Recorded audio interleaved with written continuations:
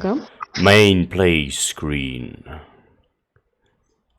Good day, ladies and gentlemen.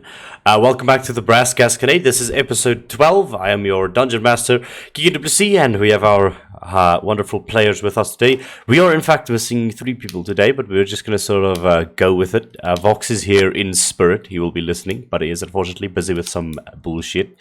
And the Alexander, one of the Barbarian brothers, is currently busy with school stuff, and Grint is unfortunately indisposed at the moment, so he won't be joining us, but nonetheless, we're here to have a great time. Yeah, let's get that intro rolling, and we'll see you in a bit. Yeah.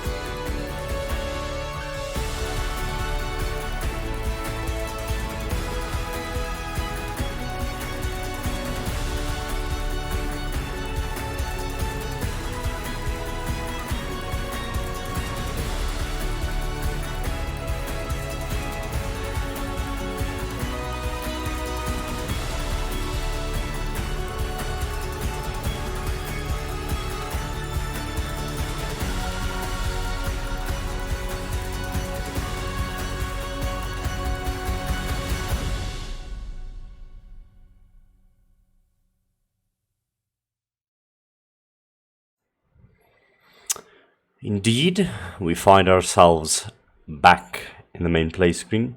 Let me humiliate myself real quick. Just a moment. Let me just start with this.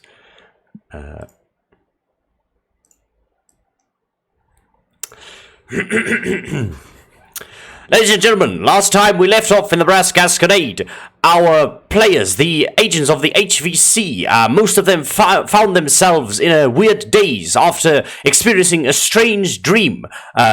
This was right after they saved Alexander and Sergei from the Crimson Dawn. They went to bed that night, and indeed some of them had some strange dreams. This might be connected to an event that happened to them earlier, but nonetheless, they, in a zombified state, they left the HVC's headquarters and promptly marched towards Stratton Park, where indeed the Pandemonium Hippodrome, an annual circus event within the city, was setting up shop to begin their performances. Lo and behold, they were somehow beguiled, charmed by some strange power in this place to attend the circus performance, not as onlookers, but rather as performers themselves. For some reason, they felt that this was their calling. This was natural to them, and they were doing their friend, Oberon Blythe, or rather, the ringmaster of the Pandemonium Hippodrome, Mr. Pandemonium himself, a favor by using their artistic talents to wow the crowds for their good friend. They performed a few circus acts for the onlookers, and it seemed like almost some sort of competition with other groups of performers on the stage. But one by one, these performers began disappearing to where no one really knows. But it seems that our party was quote-unquote victorious at the end of it, pleasing the weird porcelain clown face that they referred to as Pierrot, the leader of the clowns within the clown world, as the story that Mr. Mr. Pandemonium told the crowd. But nonetheless, after this, their first performance concluded, and a strange purple essence leaked from the crowd and was almost siphoned into this large porcelain clown face, as its frown, which was perpetually on its face, somehow morphed and turned into a smile, seemingly pleased with what had transpired. But in their dazed, charmed state, they paid it no mind, and had a quick conversation with Mr. Pandemonium after the show. He thanked them for their help, and he was excited to work with them tomorrow and in the coming week, as the circus would remain here for an entire week. Quarters were prepared for them, and the party then, after some of them walked around and discovered some strange things within the circus grounds, but once again paying it no mind, as they are just doing their good friend a favor, they retired to bed.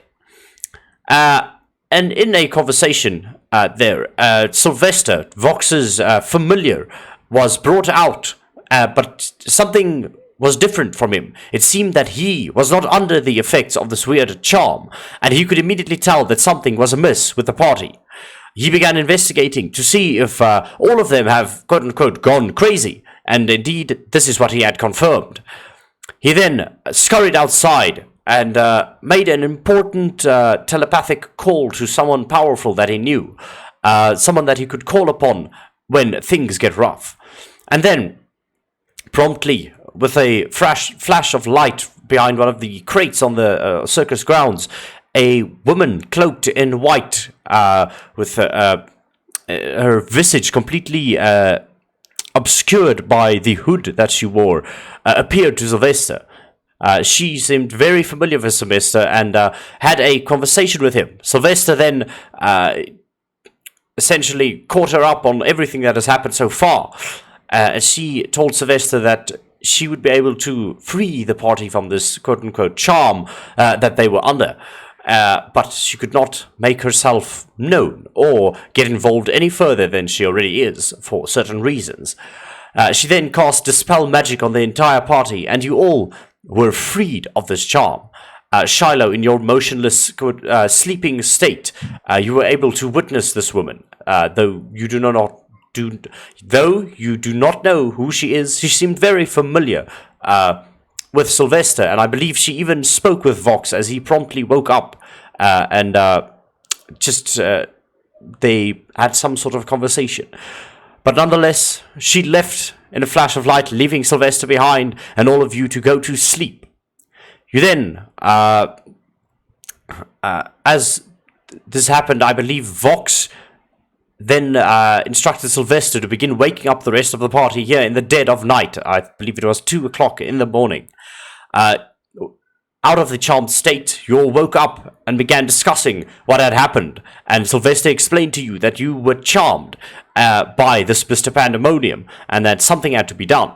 You spoke amongst each other for the best possible route forward. You spoke about potentially going in and confronting Mr. Pandemonium head-on, as it seemed whatever he is doing around here seems to be negatively impacting the people. As you have noticed, after the circus performances, though the people had excitement and glee across their faces during the performance, they walked out sadder and more depressed than anyone you've ever seen. It seems that this circus has something to do with sapping the emotions from its onlookers. For what reasons, you know not. But with that, you pondered between confronting Mr. Pandemonium or leaving entirely in order to get yourselves back together. This conversation continued on and on. You couldn't reach a conclusion until Sergei, reaching the end of his patience, abruptly grabbed some sort of lighting implement, lit a candle, and walked towards the circus tent proper, attempting to set it ablaze. But with a not-so-good stealth check, Mr. Pandemonium saw you. It seems that he has eyes everywhere, in some way, and he confronted you. You attempted to light the circus tent on fire, but he caught the candle with a mage hand, making it impossible for you to do so. Thereafter, you immediately engaged in combat. Sergei, you tackled Mr. Pandemonium, or Oberon Blythe, into the center stage of the circus. And what you saw there was quite interesting indeed, as it seemed that all of the other circus performers, those that you had competed with in the performance, were all sitting in the sort of amphitheater seats in a weird daze, their emotions being siphoned from them as well. But a fight ensued. You fought Mr. Blythe and promptly cut him down to size, but it seemed that he only turned into a pile of sludge, and this was indeed not the real Mr. Pandemonium. Thereafter, the large porcelain clown mask spewed more globules of purple sludge from its mouth, creating these weird amorphous people sludge piles with many yellow eyes all among them, and you did battle. As this battle ensued, you all discovered that the main threat lies within this clown mask. Some sort of entity resides within it. With a prompt blast of chaotic magic, Vox shattered the face of the clown mask, revealing a mass of wreathing sludge and what seemed like a collection of many amorphous bodies and limbs, all compressed into one heinous eldritch abomination that promptly exited the clown mask and began straddling its way towards you, attempting to subdue you. But it was to no avail. The fight ensued. It was quite harsh, but at the end of the day, I believe it was Alexander who cut down the creature to size, leaving a large gash over this mass of sludge. It exploded, covering you all in this thick, mucousy purple sludge, and revealing that indeed inside this mass was a one Oberon Blythe, now with a large gash over his chest, bleeding, and prone on the ground. As this happened, all of the other amorphous blobs that were attacking you immediately splashed into piles of purple sludge, not being a threat anymore. And with that, ladies and gentlemen, let's get back right into the action. Okay. So, ladies and gentlemen, we pick up, and I invite you to imagine the following. No. This one? Yeah, sure. We'll go with this one. It is about 3:30 in the morning. There's a cold breeze wailing outside, and some of it catches across your cheeks as it blows in from the tent flap that is now open. It is dead silent in here, except for an occasional popping bubble of the residual sludge mass that now lay slain on the ground.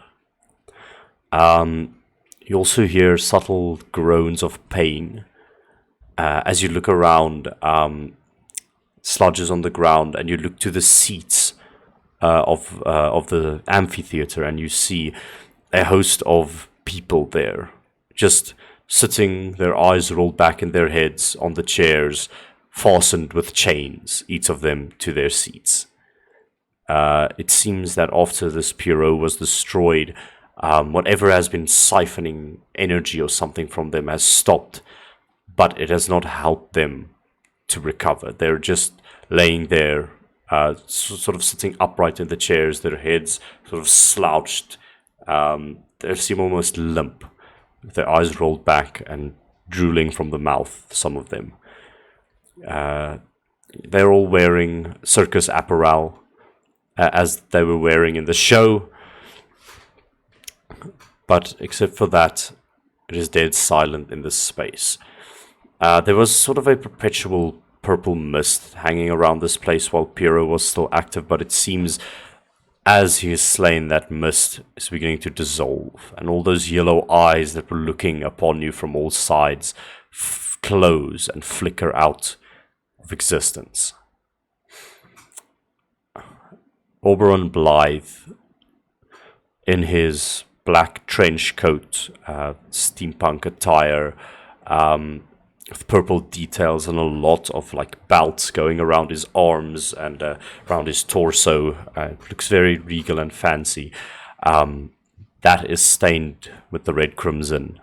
Is now leaking from his chest. His feather plume, his purple feather plume hat falls and rolls a few feet back, landing behind him as his head thuds against the flooring.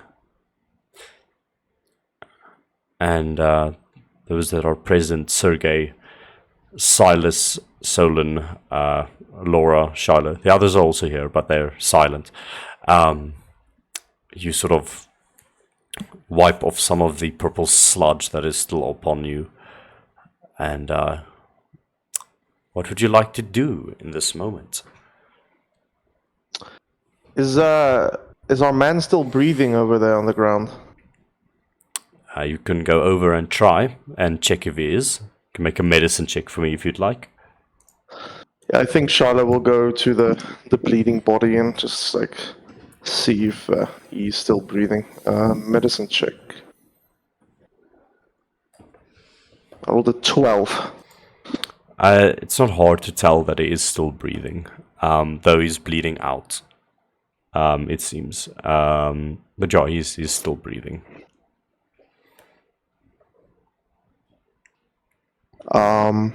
Charlotte will just like grab his face, like like grab his cheeks, and just like hold his head so that he can look Shiloh in the goggles. What is this? He asks. His eyes are half open. He seems also in a daze of his own, after experiencing all this pain. Get away from me! And he like lifts up a hand and like bombs you in the face and tries to like push you away, but he's very weak at the moment. And he smears blood across your goggles from a bleeding hand. Get away from me! He's angry. He's gonna come for me. Let me go! Ooh. He's coming. Let me go. Yes, I understand, but who? The master. I have failed him. He was supposed to feed. Look what you've done! You've destroyed him! You don't know what you've done. Charlotte will look over to... Just explain to me again, what does the thing look like that we killed? So... The sludge thing. So, when it was still animated, it was like a mass of sludge that... but it's not like... It's almost like a... very amorphous. It's not like a spherical slime or anything like that. It's just this mass of sludge that contorts. It was like 15 feet high. It was massive. And you noticed that there was almost like people inside of it, dozens of people. And but it wasn't like you could see the people inside. It's like the sludge would form into faces of people, or limbs would extrude out of it and sort of move it along. Though there were bones inside it. That it's like there was this collection of like skeletons that would push against the sludge, but it was almost as if they're physical, but also this weird sludge-like at the same time. Like the bones would form out of nothing, coated in sludge, and pull it along, but then quickly like slurp back into it, becoming part of the mass in general. It was like a collection of sludge skeletons mushed into one. It was a very like horrid eldritch abomination type situation. But that is sort of the husk of that is what you see split in two, laying on the ground.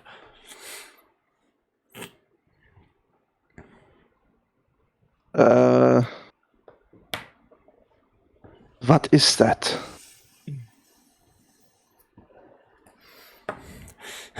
He's the master. He gives us all of our power. Now let me go! You don't understand! And he raises a hand to you, and you see purple energy gathering in his palm, but it glitches. And just this puff of purple smoke shoots into your face, having no effect. No! It's already punishing me! This can't be happening! And he's gonna try and break free from you. Please make an athletics check for me.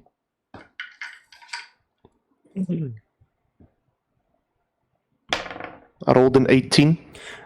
He rolls a 12 and he strains against you.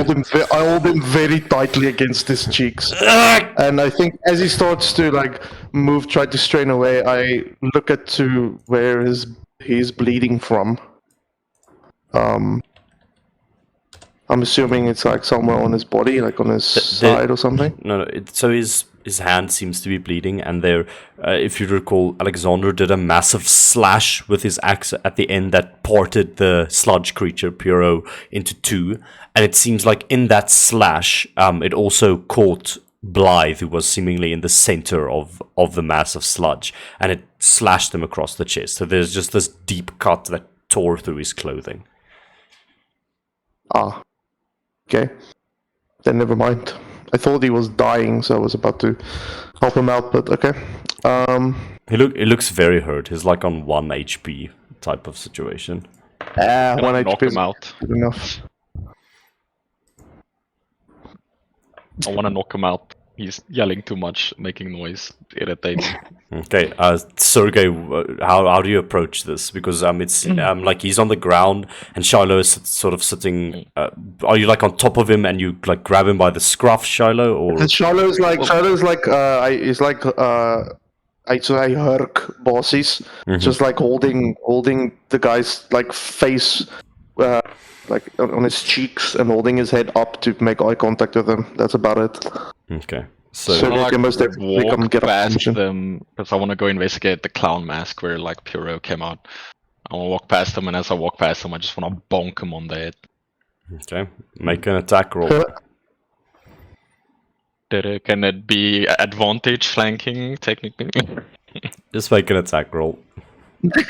Yes, that's The so dice is stretchy. gonna. Oh yeah, of course.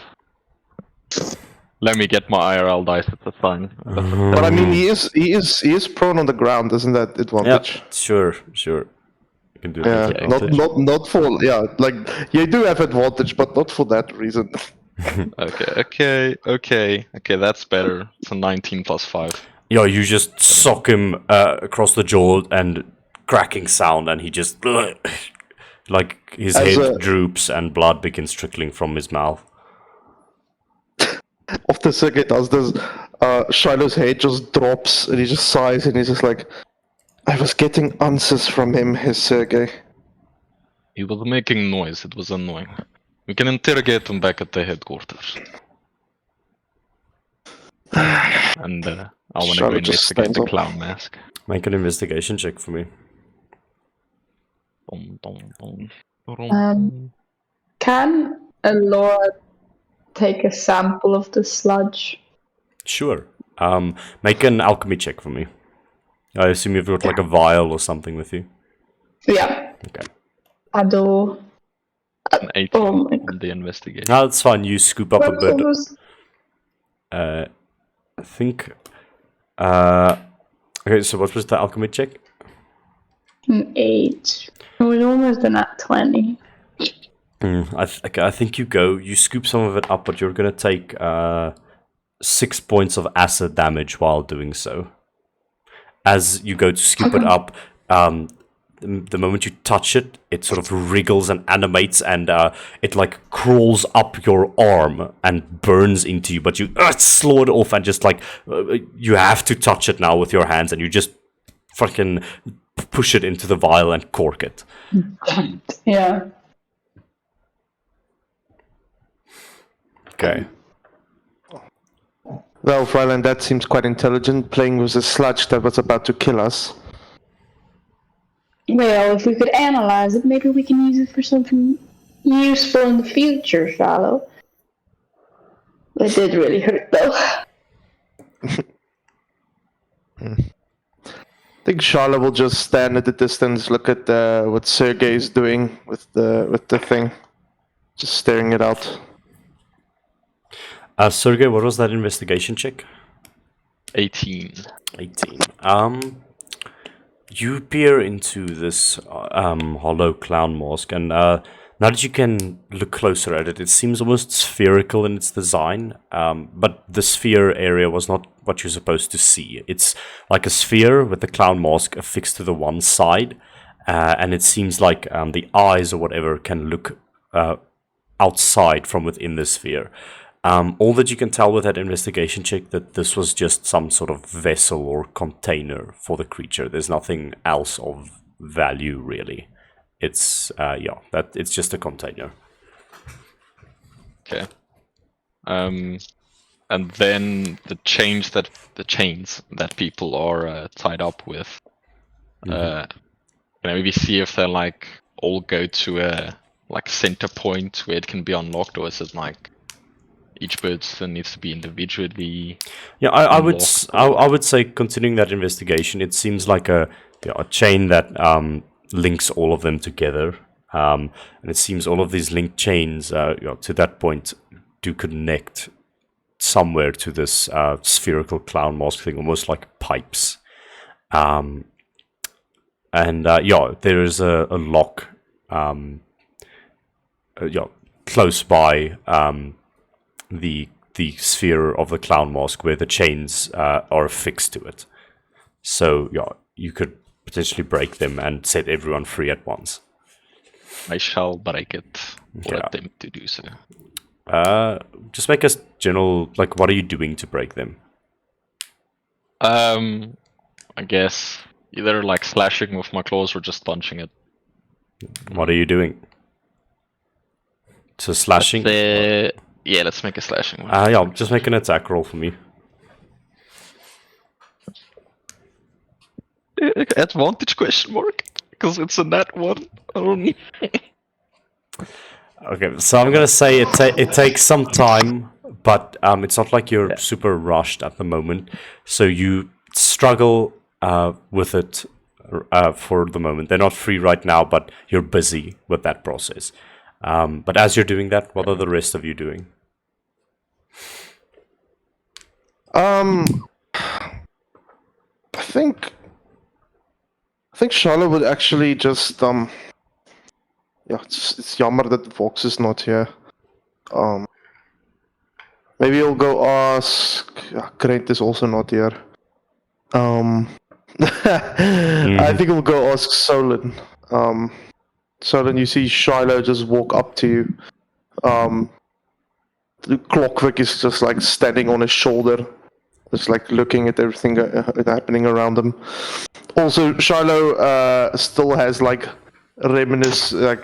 some of his face paint is still a bit on like this white dried up paint. He's just going to ask, hey Solon, do you have any idea what transpired that our little group here got in this situation?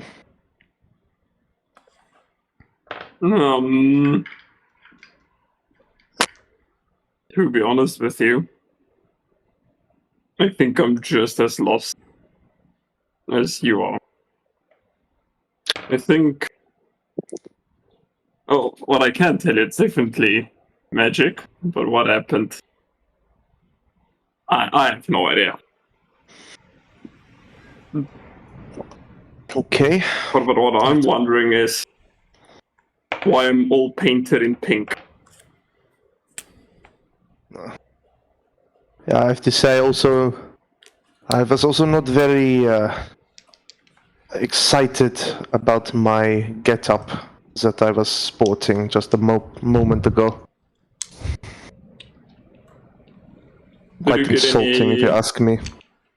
Did you get any answers from him? Well, no, because the brute wanted to test out his punching. Now we have to wait for him to wake up. But he said something about something that wants to get him. And he seems to be alluding to the sludge. I have absolutely no idea what is going on. Obviously, the sludge is some kind of creature that maybe originates from some other continent that we have never discovered before, but I'm sure we will find out soon enough what is going on.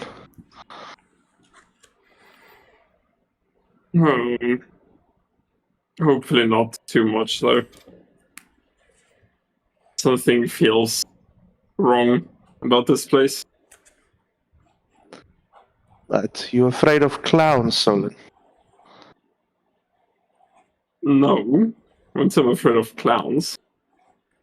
I'm afraid of what power he is playing with. You religious people always so dramatic, huh?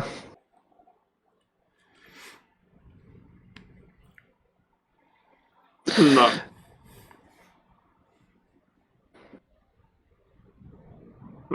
Oh, guys, are we gonna stay here? Because I would rather go to my bed now, or like just let Fuller know what happened to us while we just standing here. Well, I don't think we can take him back to the HC. Kind of defeats the Why not? purpose of us. I don't know. Alexander already has him slung over his shoulder. There you go. See, Alexander knows what to do. Let's just go back to the HVC, like, leave this place. Well, It's not necessary to be I here. think Herr Vox has some experience with keeping people hostage, as well as keeping them in the dark of where they are. Isn't that right, Herr Exactly. Vox?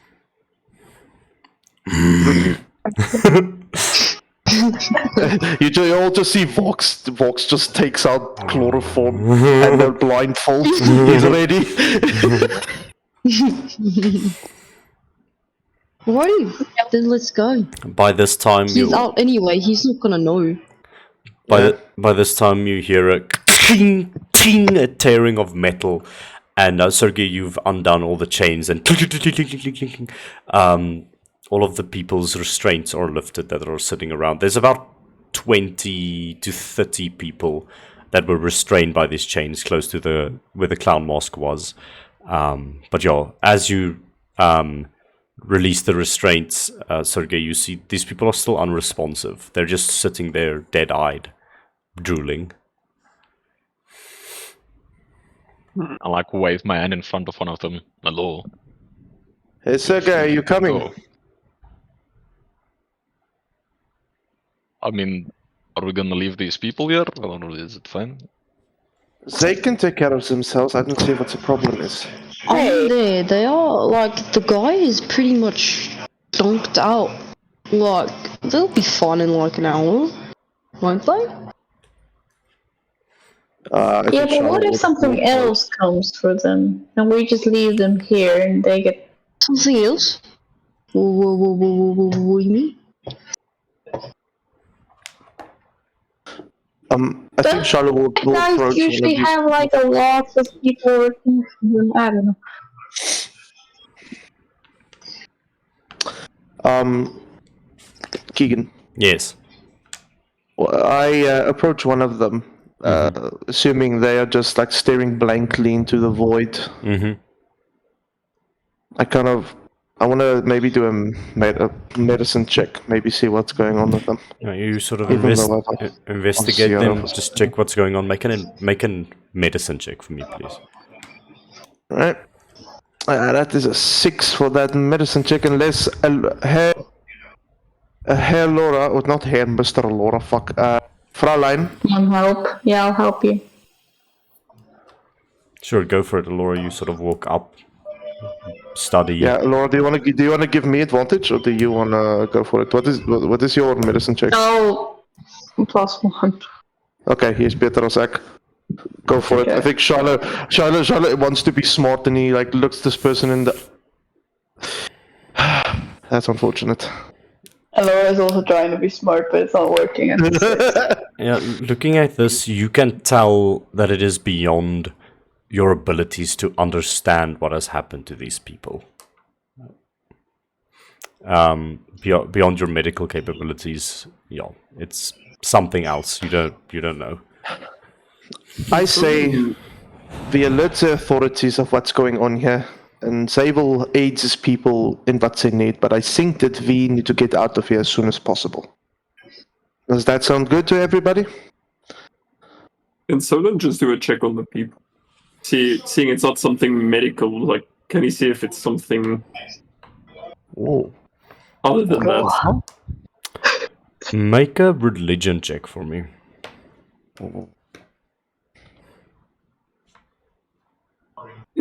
Mine. Oh, it's not looking good, boys. Are you using Okay, good are you using anything other than just your knowledge? Because at the moment you look at them and you're it's definitely not some like medical thing. It's something more, but you can't tell what it is. I don't think.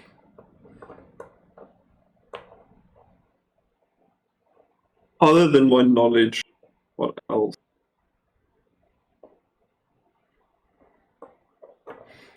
Yeah. So if you don't have an ability to like detect things, then we can move past. You just Detect magic won't really do anything. But we'll just set this. Might it? okay. Sorry, just repeat that. So No, I'm just asking. Might detect magic do anything for us? That's just gonna tell me that it might be some magical thing going on. I don't know. Well, Solid will cast detect magic on the people. See. You do detect magic on them. As you do so, there is a sort of a dark purplish aura around them. It seems like that magic was flowing towards the clown mask, but it has since dissipated. But yeah, this is not magic in the traditional sense. It's different. But yes, there's a faint trace of magic. Right. So then we'll give up on that then. You can't find out more than that. Okay. What are you guys doing? Seeing that we're just gonna leave these people here. Just okay, I don't know. Do you think I just want to ask? So the reason I ask is, if we were to see these people again in the future, would we be able to recognize them, or would that need a check just to make sure? Oh, my dear, I would, because I have keen mind. Let's go. Okay.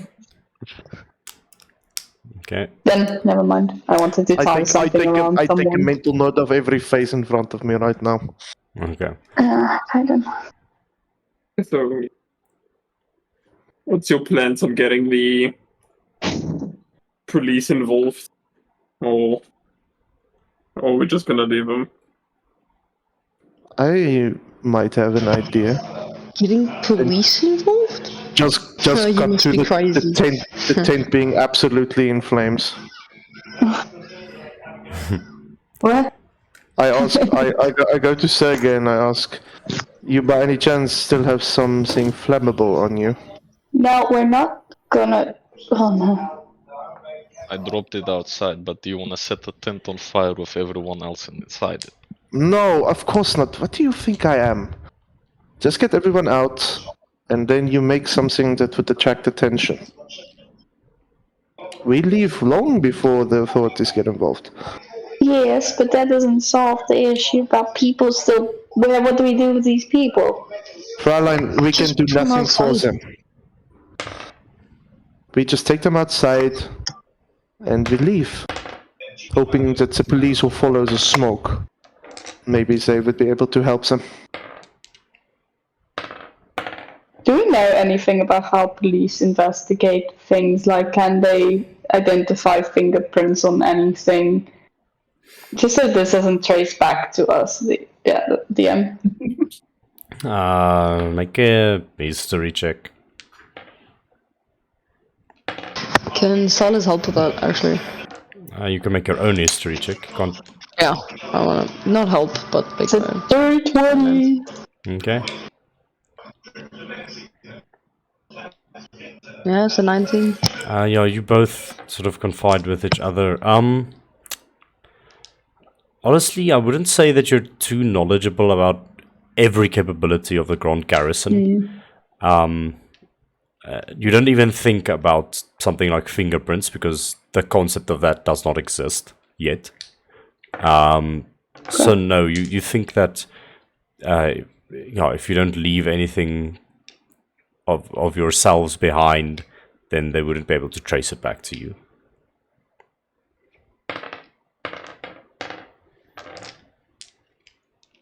Alright, I'm sure we'll be fine. Let's get the people out here and burn this thing to the ground. Yeah, and also fire is probably one of the best ways to cover up evidence because everything just burns. Was our start carrying out people. Okay. was so, our tent also burned, or what I tent? can't remember. What tent are you? Our We can decide to burn it down, yeah. Yeah, did you? Just to clarify, you weren't staying in a tent. You were staying in a circus cart. Like it's like a wooden thing with wheels. There are, remember, multiple circus carts, and you stayed in one of them. Yes, but it is not burnt down. Okay, so Solon will help carry out people then.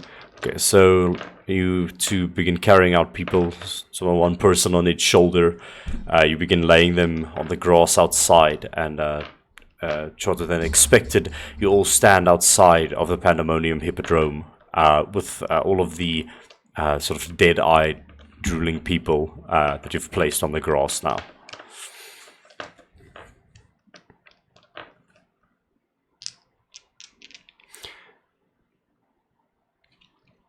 So who's burning it down? Yeah, I was saying there were shallows out there. I think you should do it. I think we have someone that would be more than happy to do this. Looking at Sergey. I go pick up the candle that I dropped when me and Blythe started fighting, and try and light it again and approach the tent. No, you just Hey, you know what I do, Keegan? I caused grease. Can I cause grease and throw it on? Does it? Because I know grease isn't. It's not like oil. Never mind. I mean, we could I flavor. think grease can be Grease is still flammable. flammable. Yeah, flammable. I mean, Flammable.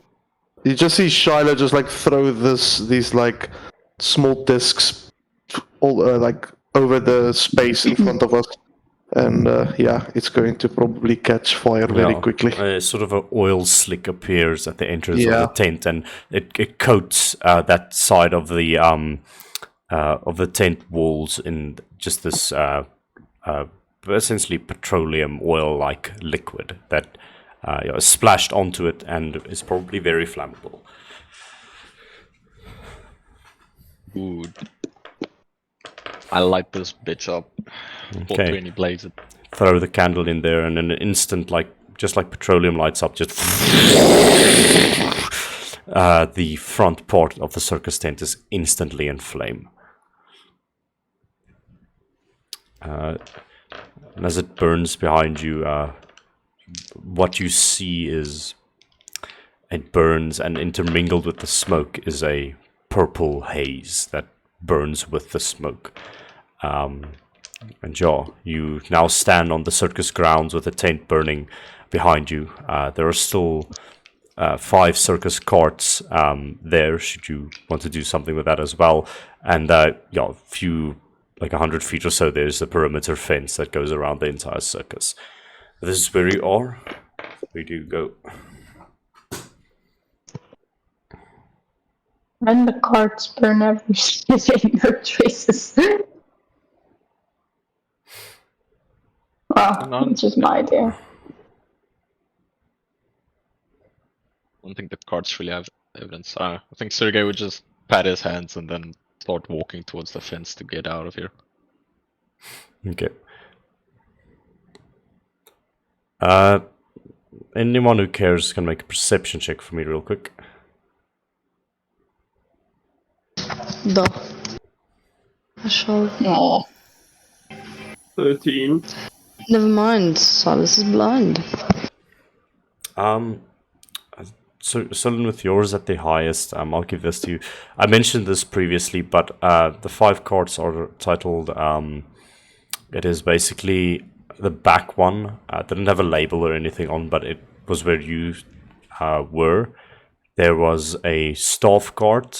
There was a supply card. I would say there would be another supply card, and then also the front card, which would be Mr. Pandemonium's card.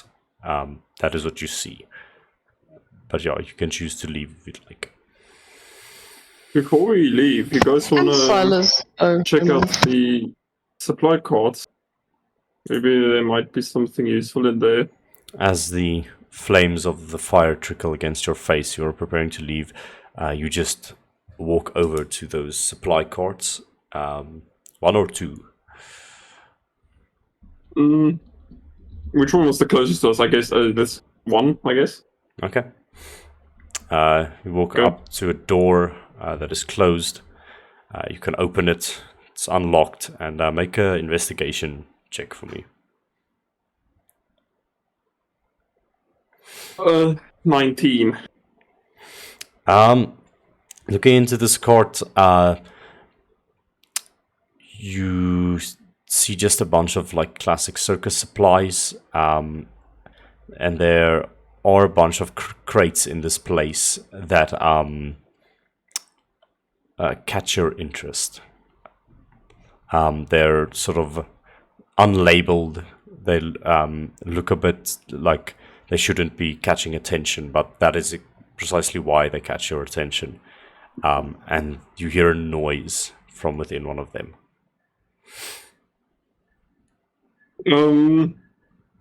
Okay, Solon will maybe just draw his sword Mm-hmm. and like slowly go closer to the crate where he heard noise from, Mm-hmm. and then pull it out. I pull it out. Do you open it or just sort of move it? Yeah, open. Yeah. Sort of use your sword to pry open the lid. Thunk! It opens up, and you hear a squishing, like wet sludge-like sound. And as you look into the crate, there is just it's completely filled with purple sludge. That's just sort of slowly moving inside of it. Okay. See, and with this, you realize that you see another one of those crates. There's a lot of this substance that is just sort of stored in these supply carts. This. Okay.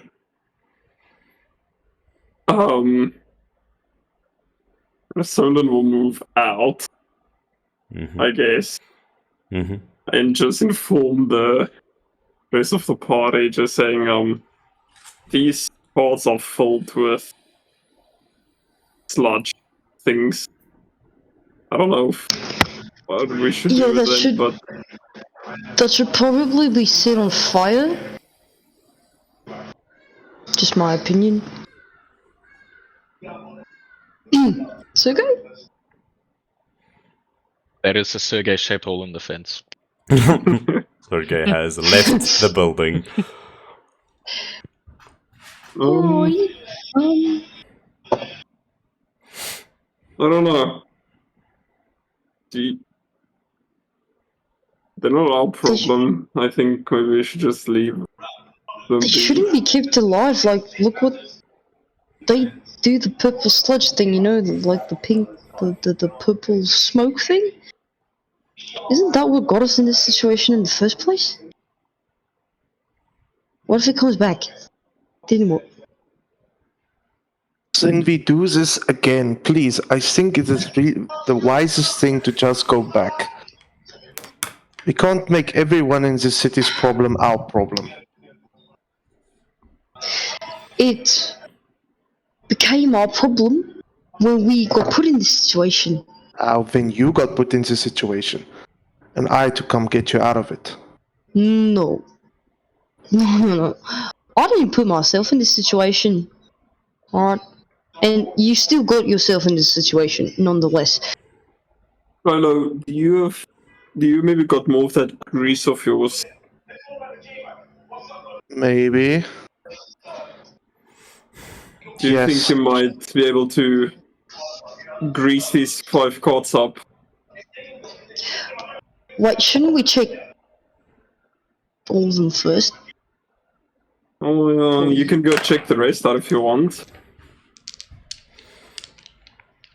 Can I check the dude's card out, Keegan? Mr. Pandemonium's card. Yes, please. Yes, you can. You walk up to it, fiddle with the door hand. What are you doing as you stand in front of it? I want to go inside. The door is locked. I guess I'll try to picklock it first. If picklock doesn't work, he's gonna just break through. Okay, make a lockpicking check for me.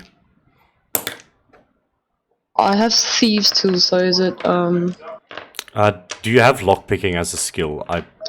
yes. Yeah, then do a lockpicking I think check. I do, yeah. Wait, as a skill? Yeah. It should be in your skills. If it's not there, then it would be a deck. Sleight of hand. Are you proficient in sleight of hand? Yes. Yeah, then just make a sleight of hand check. Okay.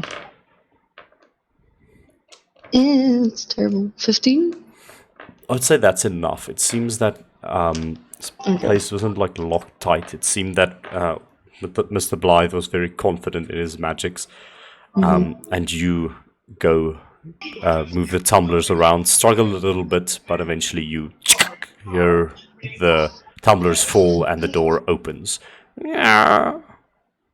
And immediately what you see is sort of a office/bed chamber situation. There's a bed on the one side, a coffee table. It looks very gaudy in here. There's like a lot of fancy heavy wood furniture. There's a chandelier in the small cart. You almost have to like duck under the chandelier. It's just there to look nice. But other than that, what immediately catches your eye is there's a desk. It's sort of almost the office space as well, with a chair behind it, and a massive sort of parchment that is behind the desk, almost like a not a map of the world, but that type of that's what it looks like. It's a large parchment against the back wall. And what you see drawn on it is a bunch of symbols. Which languages do you know? He knows Common, Elvish, and thieves' cant. Yeah, you do not know what this says. It's just a bunch of symbols, a bunch of lines tracing towards things. But you do see a bunch of interesting drawings on this. You see drawn almost in like ink pen. It's almost like calligraphy. It looks very beautiful. You see something which resembles a collective writhing mass of sludge and people, like conjoined, with a bunch of eyes on it. You see a smaller drawing of this, but a smaller drawing of something else, sort of to the side. This mass of sludge takes up most of the drawing. It seems that it is either more praised or is the most important one. You don't know what the context is, but to the side you see something which looks like the skull of some sort of game, like a deer or something, or like a moose or an elk. You can't really tell, but it has 4 curling horns that protrude from its skull. You see something else which looks like a shattered crystal. It's like it's a crystal with a lot of different sides to it, and there is a face that you can't make out. It's almost a silhouette reflected in each one of the panes of the crystal. There is the symbol of a large coiling snake drawn on in the one area, and the other one would be some almost looks like a fly's face. It has 2 eyes that are just mirror splintered, like what a fly's face looks like. It's almost like a human face, but with fly eyes. Alright, I think Silas would take all of this and put it in his satchel and stuff. Especially the snake drawing and the crystal.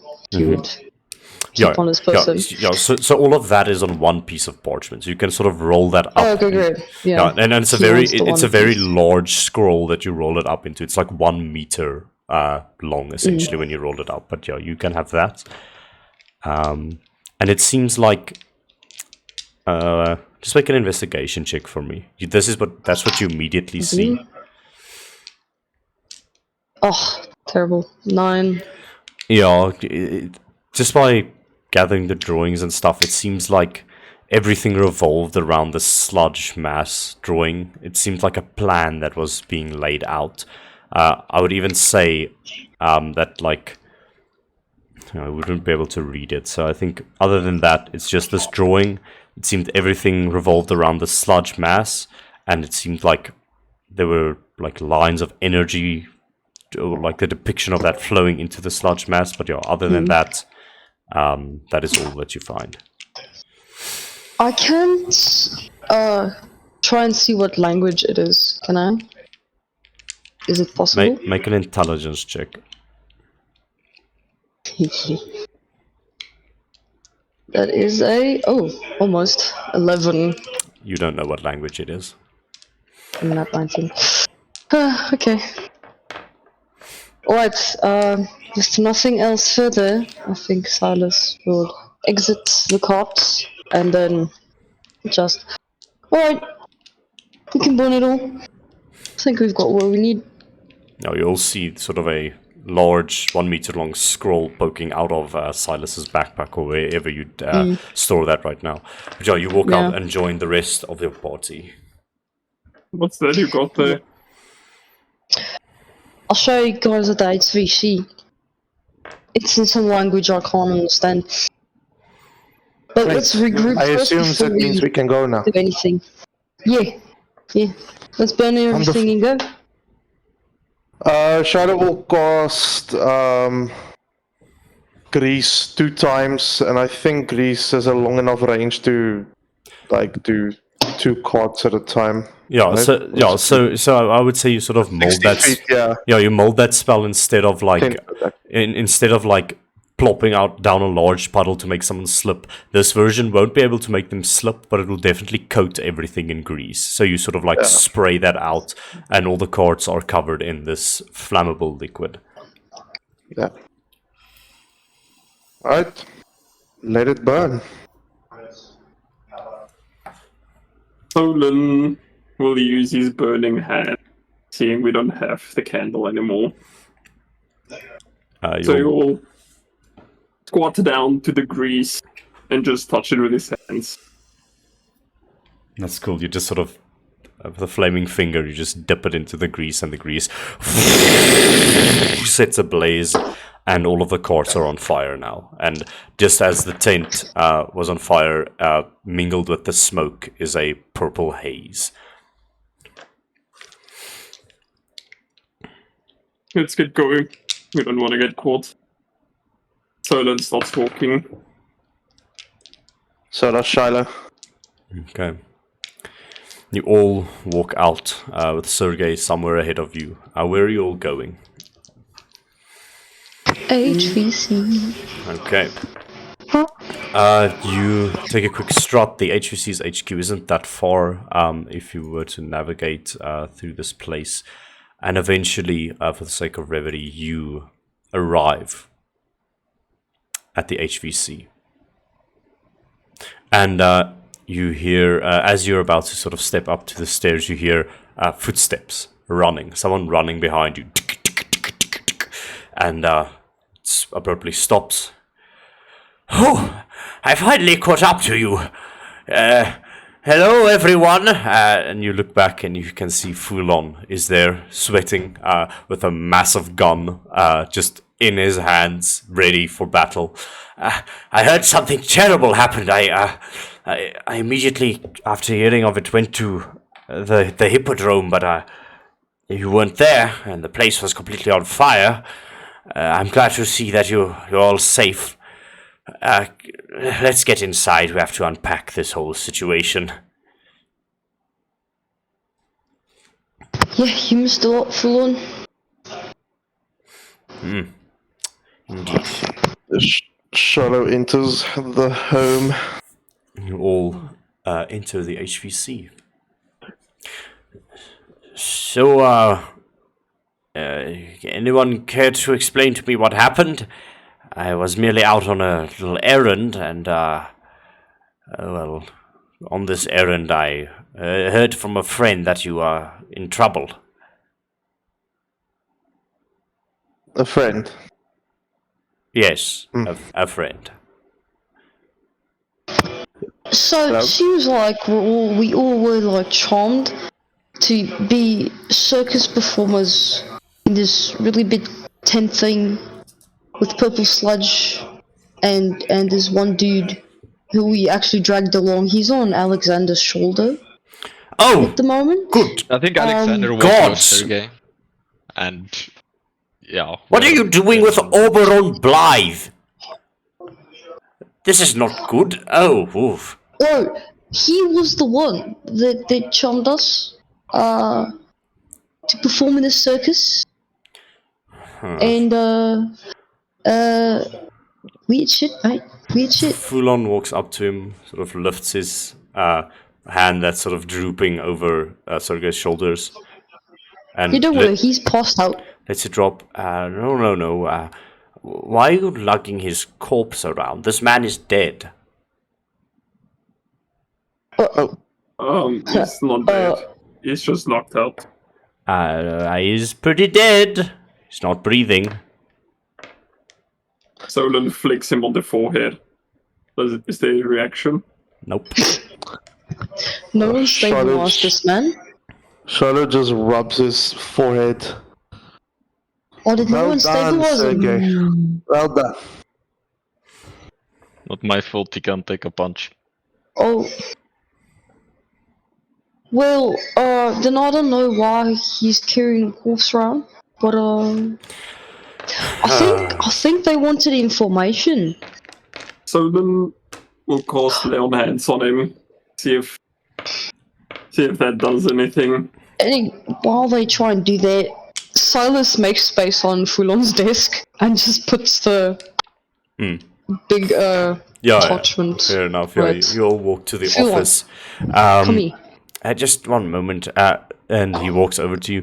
Solon, in doing that, there's no response. You can remove that 5 lay on hands. He does not wake up.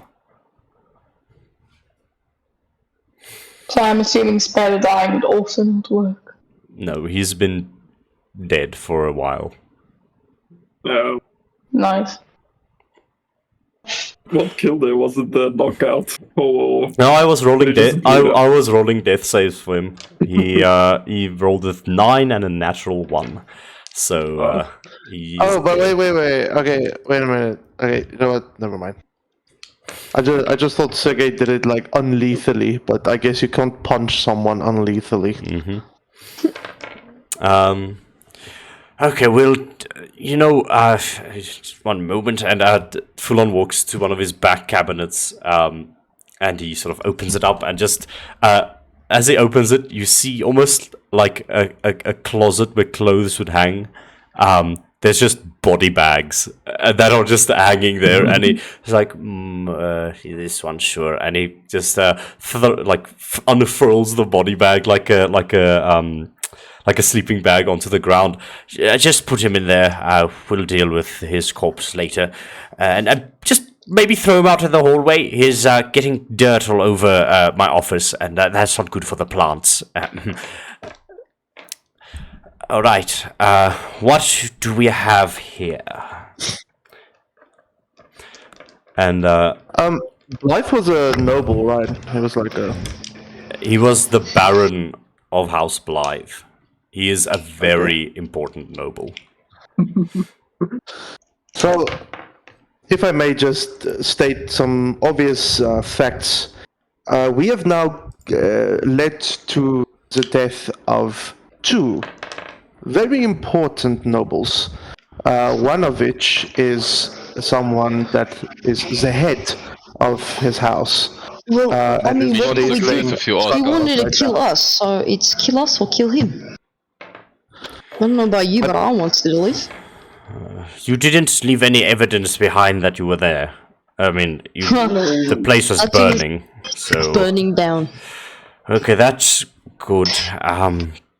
But what did you learn? What was wrong at the Hippodrome? You said something about being charmed. What was Blythe doing there? Bluff was charming us. He was the ringmaster. He arranged everything, it seems. He was also the one that charmed us, as Silas has said. When you say arranged everything, like what was his purpose there?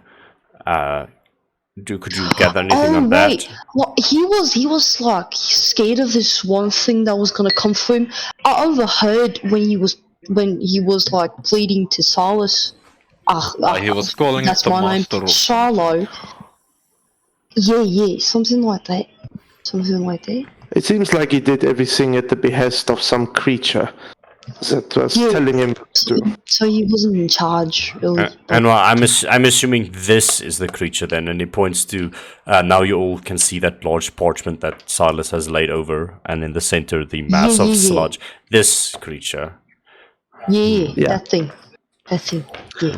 I found this think in it had a his name as well. quarters. Those are infernal runes.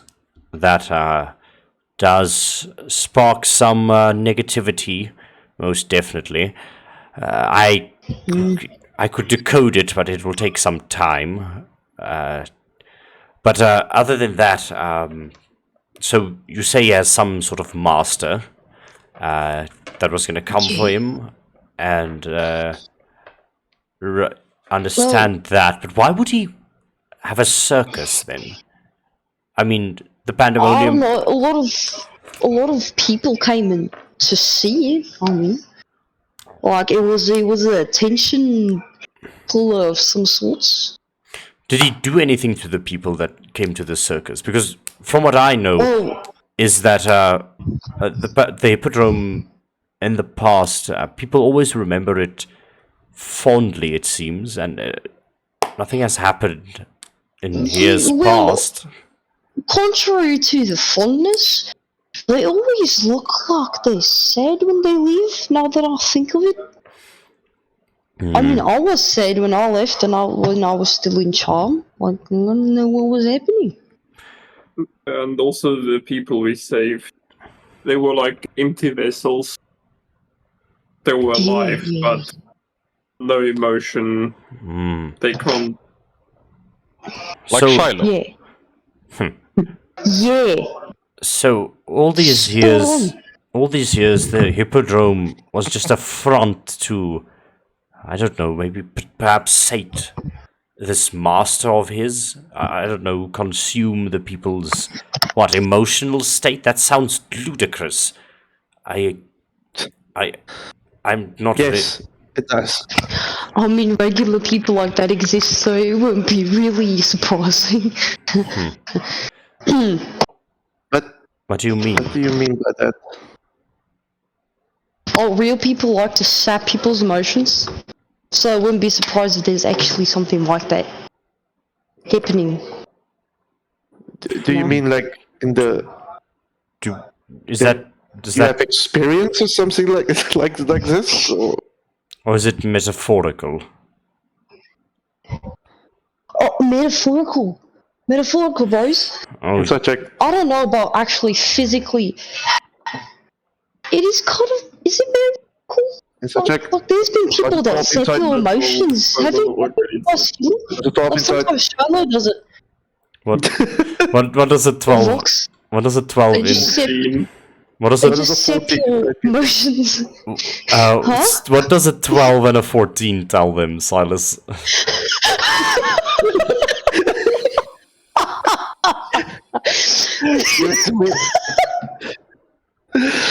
It tells them that that Silas is telling the truth. Like, he really feels like there are people out there who sap your emotions. No. Just out of you. We are specifically looking at if you're speaking out of experience, not necessarily speaking out of something that you just know. So, Oh, yeah, so I He is guess, speaking out of experience. Wonderful. but I would like you to answer the question. Speaking out of experience, like this forced sapping of emotion, or was it like just generally people around you seem to not like sap the energy of your emotion, but like metaphorically, like they make you tired and like you don't necessarily like people. Some people, at least, is it like more that type of vibe? Yeah, it's introverts, more metaphorical. It's more metaphorical, and like in a sense that he might have done that in a past as well. Like metaphorically, people have done that to other people. He has done that to other people. You know, just like Okay. yeah, it's not like really seeing people sap the emotion. Except obviously when you want to charm person, but like Yeah. I mean, Oh, okay. Yeah. Okay. I see. So you detect that there is a bit of experience in that field. So this is Shiloh. Well, do you guys even know you guys know what I mean, right? It's people do that. Why are you looking at me like that? Is it a weird right, opinion? right. God, I feel judged. Right. Just look at the parchment. So, just to get this down, it seems that the Pandemonium Hippodrome was a front this whole time for Mr. Blythe, or well, was a front for Mr. Blythe, to be able to sap this emotional state from people and feed this master of his. Do you think it's perhaps a sort of a deal that he made? Because Oh, do you think it might be a pact? that might as well be. I'm not really. You mean a pact? Yeah, a pact. A pact with what? It's like a. I don't know. Like don't warlock type of things have pacts? I've heard something about that once. You mean Yeah, like a deal with demons and devils? That kind of thing. Yeah, like that's what Fool was talking about. You people amuse me even more every day. You know that? What did I say wrong? It could be, couldn't it? I mean, I'm not really clued up with pact with the devils and demons, really, but we could potentially look into it. That sounds very feasible. You know, now Please have Yeah, full on. it could be. no, wait a moment. Now Maybe he was hurt. that I think about it, his magics, how it works in the nobility, obviously they use their sorceress origins, the power that they are born with, to be able to influence the world around them. That's the foundations that Zesiester is built on. It's the prior nobles, the first to arrive here, they use their abilities to cultivate the city, to make different advancements in different fields. And the Blythe House always had a sort of, well, they told us that they had a mortem bloodline, one that is linked to the element of darkness. Now that I think about it, could that have been a ruse as well? Could they have lied to us this whole time? Perhaps they've... It sounds stupid, but perhaps they were never sorcerers to begin with. Oh. Well, that's a biggie. I mean, that would make sense. It's interesting. If this master of them has to feed the whole time, they get the quote-unquote food or emotions or whatever they need for it from the Pandemonium Hippodrome, and from that they gain the powers of this entity and allude to us that they might actually have a sorcerer's bloodline. Very strange indeed. That is very feasible. Possible. We should look into that. See, Charlo, things could be possible. You were laughing for no reason. You know, I'm not actually that dumb. Or for one, either. Well, Yes. I'm now even more curious as to what might be happening at House Blythe itself. With this new revelation, I wonder if they have more secrets to hide within their mansion. Everyone has secrets. There's millions of secrets traveling around. That is a very Nice. strange thing to say, Silas. Do you hear sometimes the things that come out of your mouth? Why is it strange? It's just very strange. But there are thousands of secrets like floating around. You have secrets in your head. Fulon has secrets. I mean, like, he's busy with something. He's also sending a friend of his. Fulon's eyes go smaller and he like looks around like almost like, what, do you know something? He, like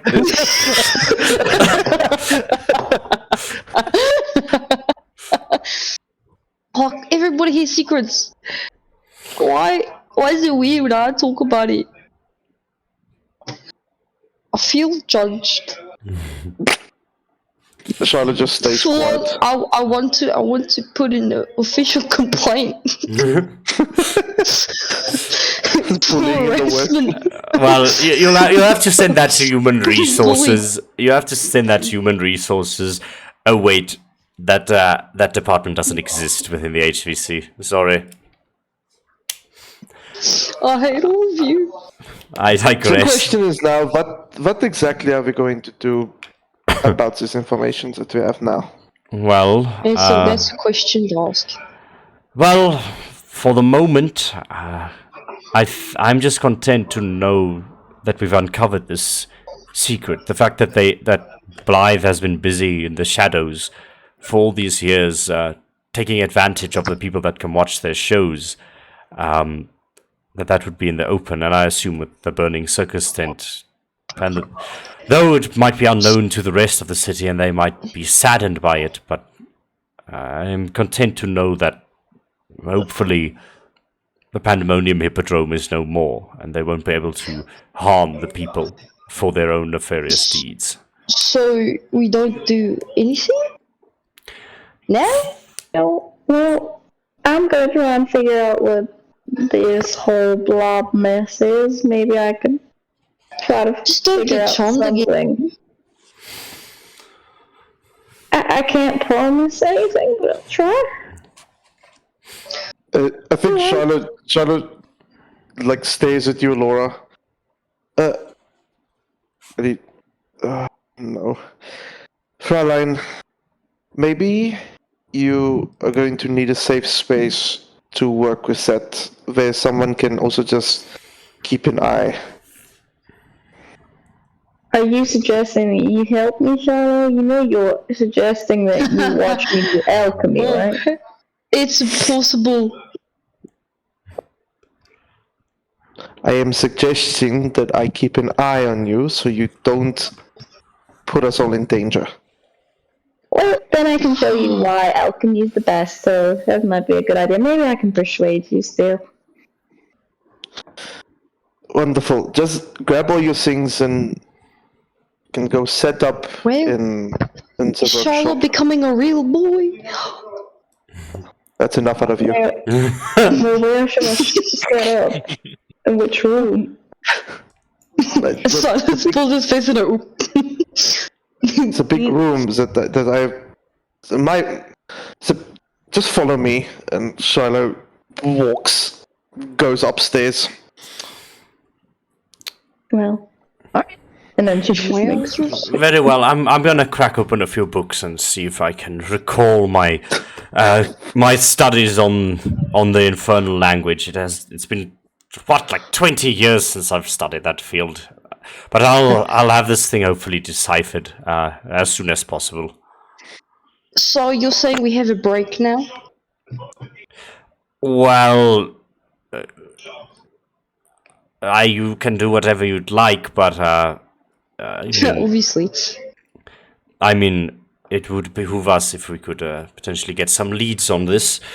There's still much going on, and this is just another can of worms that has been added to our little collection.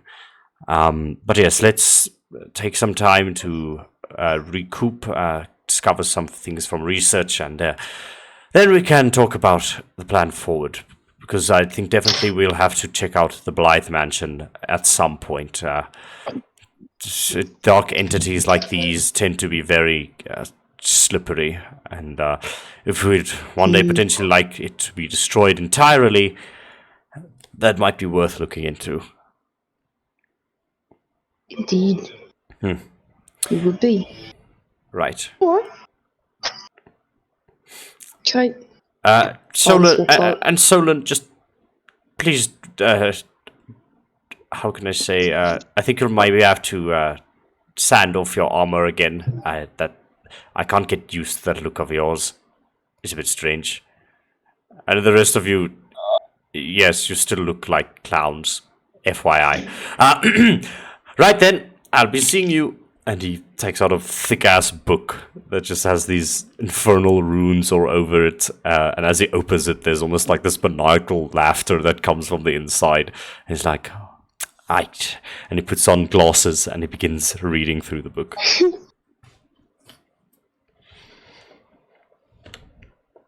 Alright then. I'm for bed.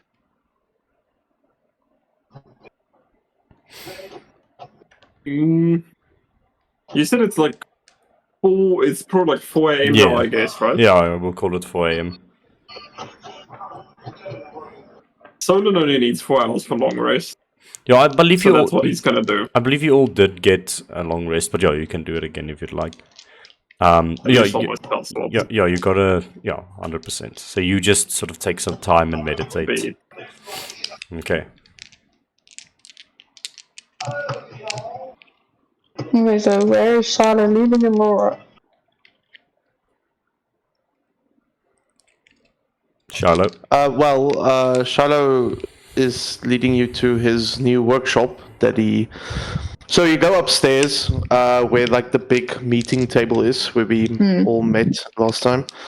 And is it on Owlbear? Oh, do we have it? Yes, on Owlbear? yes, I do. Oh, yeah, wait. Okay, so I am not on Owlbear. You can just show it real quick. So it's that room. It's like on the right side of the screen. Okay, thought so. So I think what Charlotte does is he just very silently walks up the stairs with you tailing along, and he goes into the room, and I think he has like a key, and he just puts the key in and looks back at you, and he goes, and he just sighs, and he opens it up, and opens the door, and you are greeted to a almost completely barren room. Nothing inside except for on the wall. There's just the case notes. The mystery, the mystery sheet thing that I built that you've already scanned. And Shadow's just like, okay, and I think what he's gonna do is he's gonna go to it in the exact center of the room, and I think maybe carve something. I think he'll let his arm turn into a blade, and he will just carve this line or straight down the middle of the wooden floor. That is your side. This is my side. You do not come over to my side. I, however, will come over to your side if it is needed. It is not needed of you to ever come to my side. Because that would mean that I would need your help. And I would not need your help. Is that understood, Fräulein? Wonderful. Nope. Just set your things up over there, and you can get to work. Well, if you are in the mood to learn something, you're more than welcome to come on my side where actual work will be happening. Ooh, that actually cuts a bit deep because I don't have any equipment set up yet. Yes. Just get to work. And I think Charlotte will just move over to his like this side, and he's just gonna start to plan about how he's gonna build his whole setup. I think Laura, as Shiloh like does his thing, starts to ignore you again. You hear the sound of a metallic feet jumping on the wooden floor. And Clockwork is like slowly approaching Gidget. Yeah, Gidget is just sitting next to Laura's. Is there tables in this room, or is it literally just a It's chair? just barren. Like Shiloh wanted to. Absolutely empty. I haven't gotten to the whole decorating part yet. But we're getting to it. As Clockwork is approaching Gidget is kind of just slowly moving backwards, and then he hits the wall, and then he kind of jumps up very high up in the air when he gets a massive fright because he thought something was behind him, and then he runs behind Alora's leg, and then Alora speaks up and says, "Oh, how am I supposed to work if there's literally no table or anything in here?" I think Charlotte's just quiet for a second. Yes, I suppose you're right. I might have a way for us to acquire what we need to get rid of that problem, but... Gonna bother Mr. Fulon again. No, I don't think that would be necessary. We just need to bother some of our friends. From another room? No. Well, you can do that. But I, however, need some more precision when it comes to forming my tables, my working station. I need my own wood, and I need my own work that went into it. Okay. I mean, look at this floor, and Charlotte just like, and his foot almost goes through the floor. You really think anything, and like, yeah, so there's like almost a hole in the wooden floor. If this is the state of the building, do you think that anything that's inside would be of better quality? No, but we can't really be picky about it, Jalo. I mean, if I were to be able to get home, I could have stolen like my whole alchemy set, and that would have been totally fine. My alchemy setup at home was so nice. You have no idea how much I miss it. But now we have to work with what we have. What kind of noble are you? What? You don't want to do anything to make your current situations just the tiniest bit as it was before. Don't you miss it? Being comfortable all the time. I miss my family, but I've never really cared for all the fancy rooms and all the chefs and personal services and everything. Strange. You're a strange No, person. that actually might be a good idea. I actually might need to go home eventually and steal my proper things, but a bit dangerous. Nevertheless, I'm going to go ask some of our friends if they would be willing to accompany me to a little mission that I have in the back pocket. And you're just gonna leave me here alone? I suppose you can join. It wouldn't hurt to have a backup. Well, I'm gonna go ask Sergey to bring me a table in here, seeing that you're busy with something. So, when are you gonna ask the others? All right.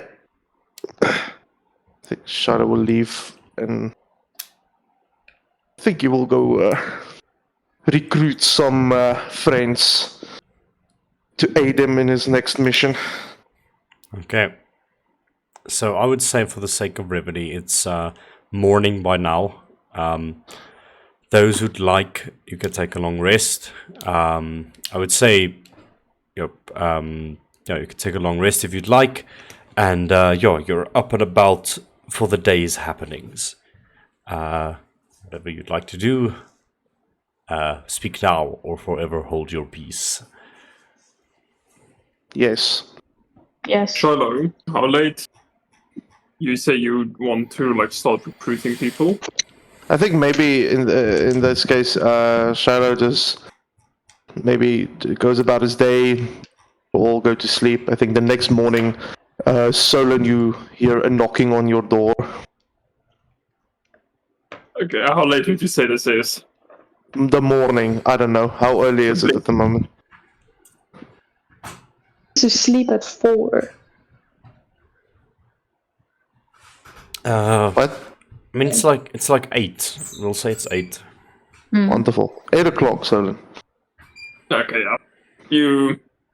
I would say, yeah, if it's seeing it's 8, just as you would knock on his door, the door opens with him in his towel, ready to go for a shower, and you see him standing there in the doorway.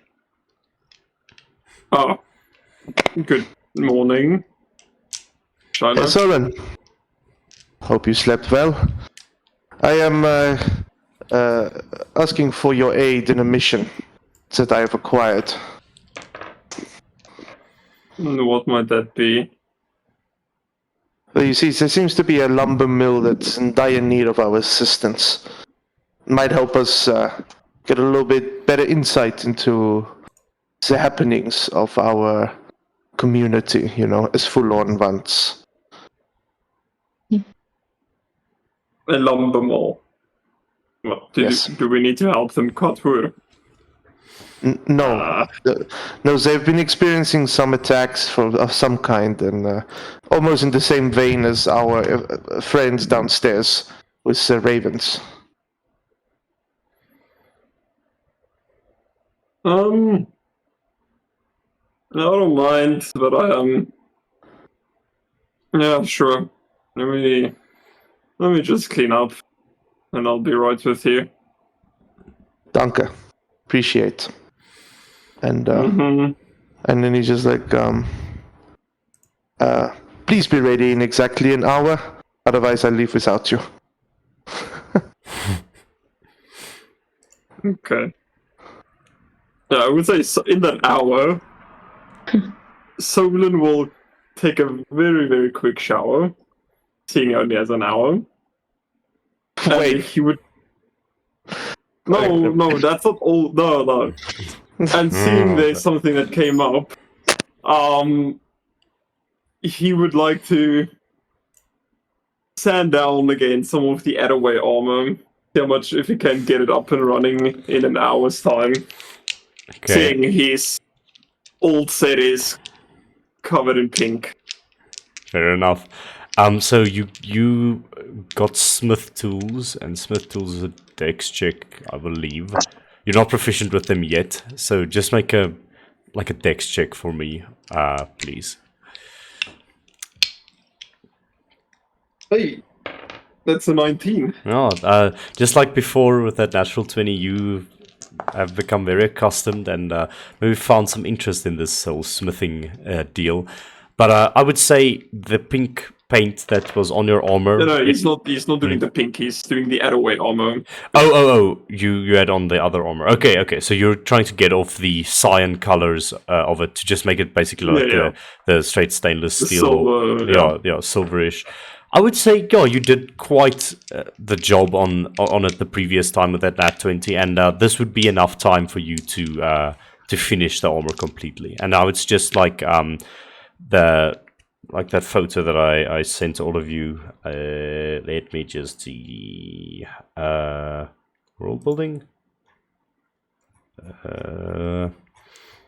Yeah, if you scroll up in world building, that cyan armor of the Attaway Guards, it's like basically that, but there's no gold rimming, there's no cyan metal. It's just completely reflective and stainless steel-esque. It looks beautiful, even in its most basic form, and has a lot of potential going forward. Yeah. I think Solon knows that his head will not fit into that helmet part, so you will just leave that part. But yeah, the rest is. Yeah. Then you say it's ready. You sort of see that there are like straps and things to adjust the armor to yourself, and yeah, you basically armor up, and yeah, you've got this new stainless, but it looks like stainless steel armor, but it's more like, well, just steel. Yeah, that's what you do for the hour. Yeah. Cool. Anyone else? Me and Laura will go knock on Sergei's door. Sergei, you're... So Sergei, you would just hear a knock, a very timid knock on your door. You hear a very untimid "Ah!" I'm sorry to bother you, Sergei. Can I ask for your help with something? It'll be real quick. With what? I just need a table to be moved. Can you not do it yourself? Well, I'm not the strongest, and you are. Fine. But it's coming out of your paycheck. What page on? Well then. Where's this table that you need moving? You can just follow me. To be fair, I don't really know which table we're allowed to move, but I went searching around last night, and there's one up here down. Is this room open? Yes, it is open. As you step in, it's dusty, very old, a bunch of broken chairs everywhere, and two things that look like tables. They barely qualify as tables. They're so old. So we'll see if this breaks. Well, I think that'll maybe work. These two tables in here. Alright. Do you want both or just one? Well, I prefer both if you don't mind. Alright. I want to try and pick both of them up at the same time. Make an athletics check for me. I don't know how that would be practically possible, but sure. I want to pick them up, or like turn them sideways and then like hold them by my side. Cool. But to assist with this, I'm gonna rage to get advantage on the athletics check. Okay. Fucking 11. So the problem is not you being able to pick them up. You pick them up side by side, and confidently you strut towards the door, and poof, you're stopped in your tracks. And you're like, what? You can't understand what's happening. You can't get through the door. From Alora's point of view, Sergei is attempting to sort of muscle his way through the door, but he's two tables wide and he cannot get through the door, but at the moment is not being able to compute that. Sergei, I think you might be a little bit too, wide to fit through the door. You're right, this door is too narrow. Can I try and kick, like, the sides of the doors to make it bigger? Make an athletics check. Break it. Okay, please be better this time. 13. You take the 2 tables. Are you still holding the tables and just attempting to sort of break through, or are you gonna break the wall first and then try and go through? I think I want to break the wall first and then try and go. Okay, so you sort of put the tables down, and with the 13, you put some scratches in these rickety wooden walls. But it's gonna take some time. Laura, you're sort of just pondering, watching this from the side, and it's going I know nowhere. what to do. Sergey, I could help. Well, you could just. I can help you get the door wider. How would you do Gidget? that? And then she looks at Gidget. Gidget looks up at her. He nods. He makes his way there. And then you see his tail open up into the canton that you have seen before. And Gidget blasts part of the door. It essentially blasts the door off of its hinges, but also breaks like a half a meter wider gap for the door, and it just shatters with a loud thud, and it just reverberates through this entire place. But it is wide enough now, I'd say.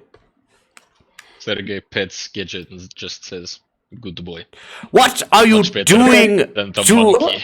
What are you no. doing to our headquarters, Laura? Refurbishing. Refurbishing. You're removing the walls. That is counterproductive. That wasn't me removing the walls. It's the walls falling down on themselves. Okay, this is well. I lost my accent completely. Well, it's the walls falling down on themselves. Full on. We are they're very removing old. the unstructurally sound walls to make the entire structure more structurally sound. Yeah. It makes sense. His eyes narrow, and he looks to the smoking tail of Gidget that just fired a blast. Just you got now. That is coming out of your paycheck. We have to keep this place sort of kind of up to standard before it completely falls in on itself. This building is ancient. Just be careful. Alright, What are you even doing? Tables, and these were the only tables, and they're barely tables anymore. Oh, I see. Well, good luck with that. With the book in hand, he walks down the stairs again. Can Laura also peek what's in this room? Because It's just seems to be like a side storage room of some kind. There's a bunch of cabinets, and there's a lot of storage space there for things. interesting. Okay. Well, then Laura Wake follows Sergey. Yeah, it's this way, and then she holds up, open the door, and then she looks at Sergey. I don't think we should blast another hole into this room, so maybe only walk in one by one. Fine. Put down one of the tables. Put it down. Yeah, And then One by one. Shiloh, are you in this room at the moment? Because they're walking into the your research room. Well, the thing is, okay, well, probably because it's an hour later, but yeah, just to explain what Charlotte did beforehand, he basically asked every single person that would join him, ask if they would join him on this quote-unquote mission that they should be on. I would benefit of the HPC. I would say, for the sake of this, you haven't asked everyone yet. You've asked Solon, and you've come back to the laboratory, and you now see Alora walking in. She speaks to someone, and then Sergey enters with a table. No. Alora, I said it's private. No one else comes in here except you and me. Oh, Sergey's just helping me move the tables. What does the makes table this look so like? private, huh? It's like a 2x1 meter wooden table that is hanging on for dear life. Wait, Sider just like stops in the middle of his sentence. That is going to be your table. What else was I supposed to do, Shallow? I can't just. Where else should I? I the table shop. I Not a bad hand. Listen, if we do the missions that I have acquired, you might be able to also get some wood to make a decent setup for yourself. Please, I cannot work in the same room as this plywood held together by gum. You want me to steal wood from your mission? No, we can get... We are helping someone. Mm-hmm. They would be able to provide us with wood. That's all you need to know for now. And as a matter of fact, here, Sergey, since you're here, would you care to join us on our the newest mission of the HVC, of course, to help Fulon with his whole thing that he wants to do? Maybe acquire some information, further the cause, all that. I do care, and no, I have my own plans. Fair enough. Me and Alexander have somewhere to be, or to go. Where are you? To hit it off again. Please don't get yourself killed again. That was not nice. Nothing Apparently as that doesn't exciting, even matter. unfortunately. Has Shiloh set up his equipment and stuff already? No, I don't have a fucking table. Yeah, no, we have nothing. Okay. All that's there is this board with all of the links that Shiloh has made between certain things, and you can see you do see the papers that we have acquired. That's not. I think you or Alex took your papers. That's your profiles. Yeah, but on the board you do see the papers. That's on the what's the Immortal project. Unsterblicht. The Unsterblicht project that you are part of, and all that information you see, it's connected to the Crimson Dawn, who is also then connected to the Ravens and to the Clockmaker, who we don't know who it is, and that strange. All those things are connected with strings. But we destroyed the Ravens. Why is this still up here? And I pull down the Ravens, whatever you have of them on that. Break it down. Shiloh grabs the paper back. I don't care that we took them down. I need to have the full story once we're done. We never know what we might have missed. And he just puts it back, tries to get it neat again, unwrinkle it. Alright, whatever you say. And I'll go and carry in the second table. Thank you. Down. And then I go downstairs. Okay. As this is happening, Silas, what are you doing?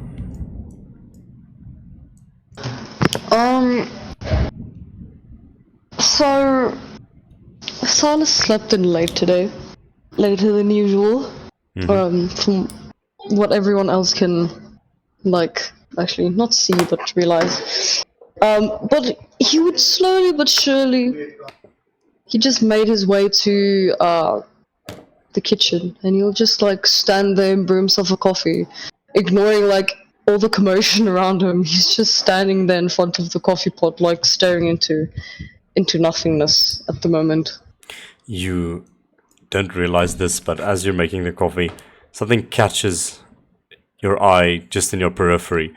When you look over, Fulon is just standing next to you, busy brewing a pot of tea for himself. It almost catches you off guard how sneaky he is. Oh, hello. Good old cup. Oh my god. Nothing quite as good as a good old cup of Joe, it seems. Personally, I'm not a fan of the whole ground dirt that some people drink. I'm more into the more elegant things, as you can see. And he puts a tea bag in for some water. Oh, tea. Nice. I like tea as well. Would you like a cup? Yeah. Of course. Oh, sure. I'm already pouring it. I'm already pouring it. There you go. And he hands you an aromatic thanks, mate. brew of his. Silas, I've been meaning to ask you. Yeah. How are you doing? I noticed that you were a bit jittery last night with all of the talks that we had, specifically surrounding that parchment situation. Yes, when we mentioned secrets and things, you vigorously defended yourself, and I'm not going to question you about it, but I just want to ask if you're all right. Sorry, pause.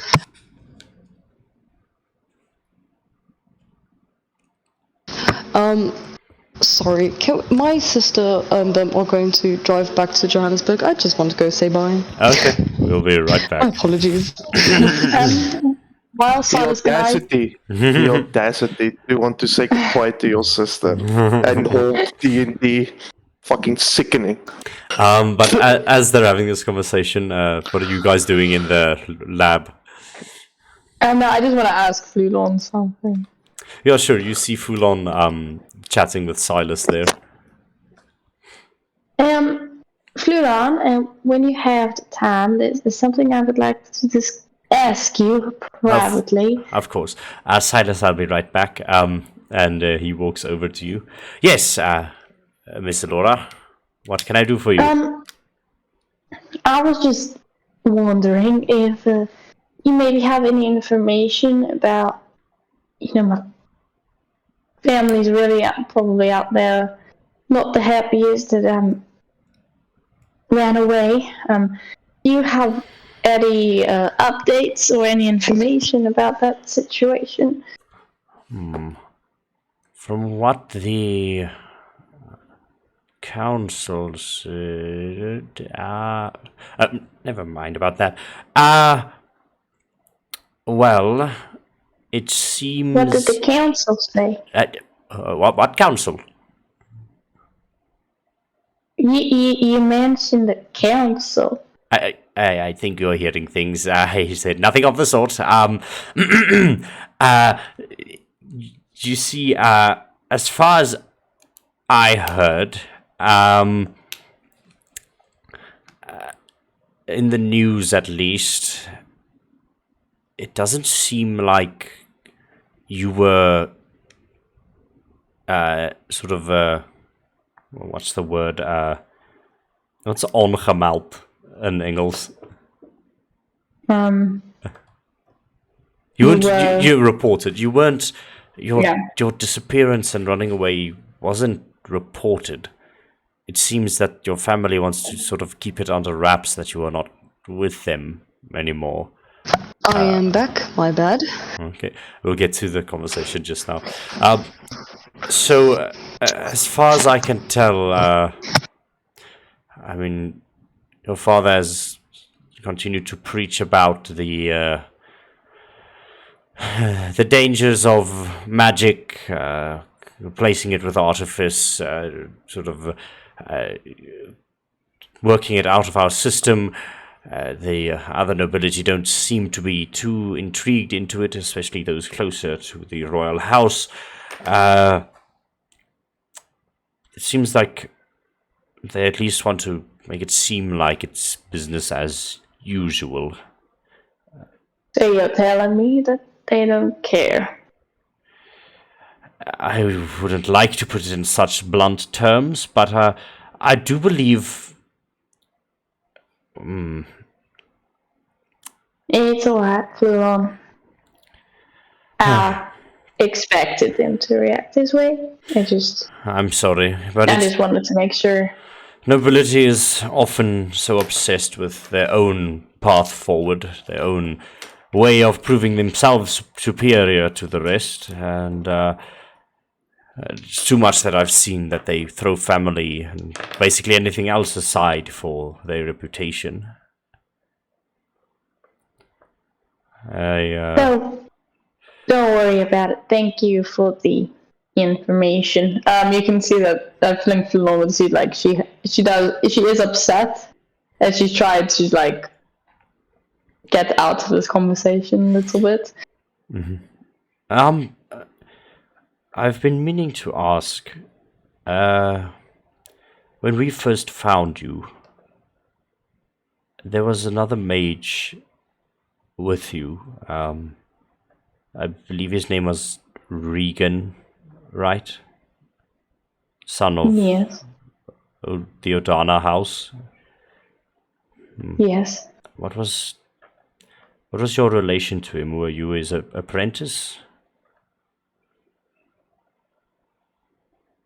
Well, sort of. I don't know. It was complicated. He was my friend, and yeah, it's very complicated. But I think it's best if I don't say too much. Well, I don't think I've said this before, but my condolences. He was a bright young man. His father was very proud of him.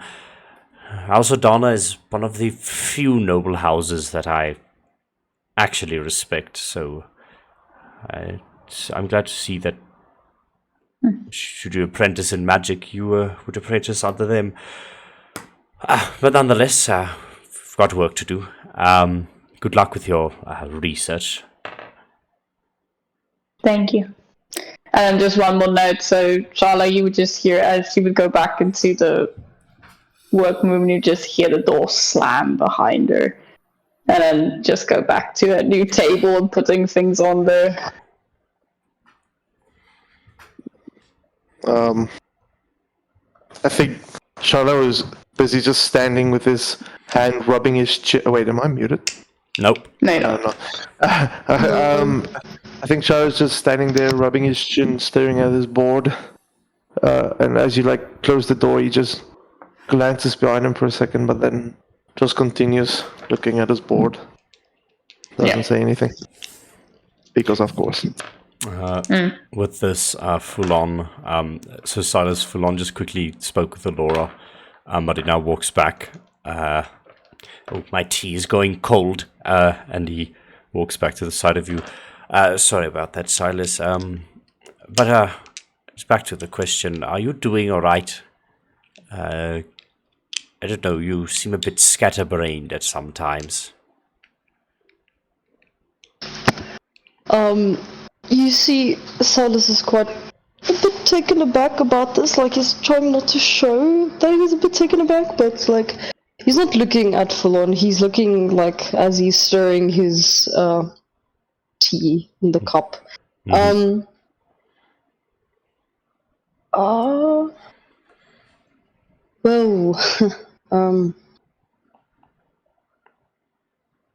I guess I'm stressed.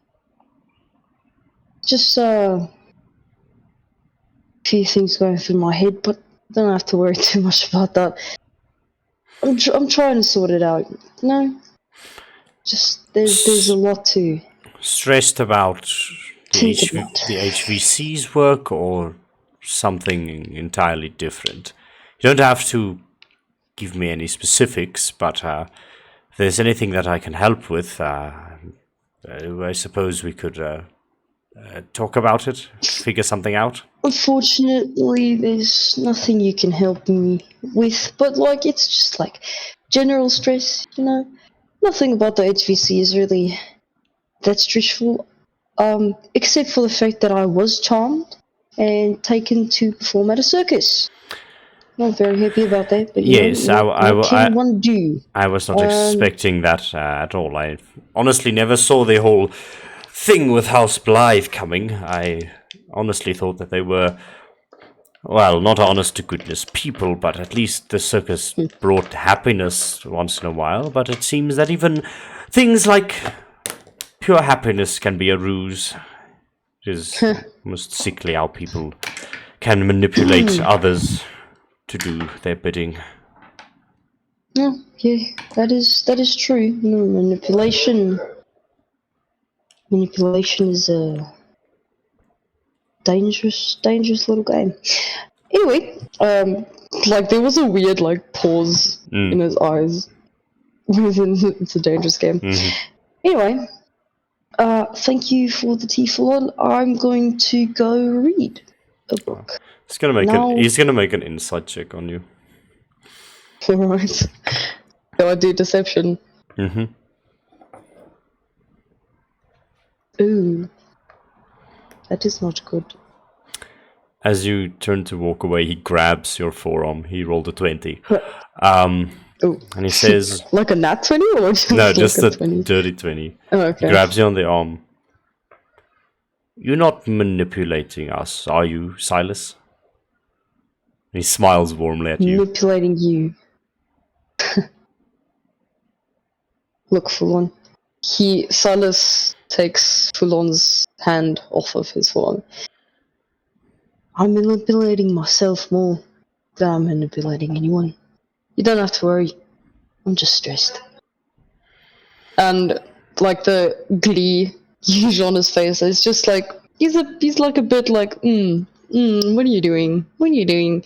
So he's just like, as he says that, he just lets Fulon's hand go and walks off, looking at him once more before he walks. And he quizzically looks at you with a smirk on the one side of his mouth. He continues. He goes, sits at the main table with the big ass book, and he rolls out the parchment and he decodes things for the rest of the day. Okay. Is there anything else anyone would like to do? Shiloh, if you'd like to, I don't know, ask Silas for the whole mission thing, or what are you guys doing? I would like to gonna know. walk past Again, the door. Alexander would like to do something. Okay, we'll get we'll get to that. Just for remedy's sake, Shiloh went to everyone. So Okay. yeah, Okay, but how do you approach Silas when you go ask him? I just Silas would just go knock on his. If Silas is in his door in his fucking room, I would just go knock on his room. You hear a knock at your door, Silas. If you're there. Hello? He's not opening the door yet. Hey Silas, I want to ask you for a favor. You just hear like a clutter. Like here there's like a desk. Like there's a book falling on a desk. And he comes towards and he opens the door. Can I help you? Yes, I have acquired a mission for the HVC that might help aid Fulon in his little missions that he has, and I would like to ask you for some help, some backup.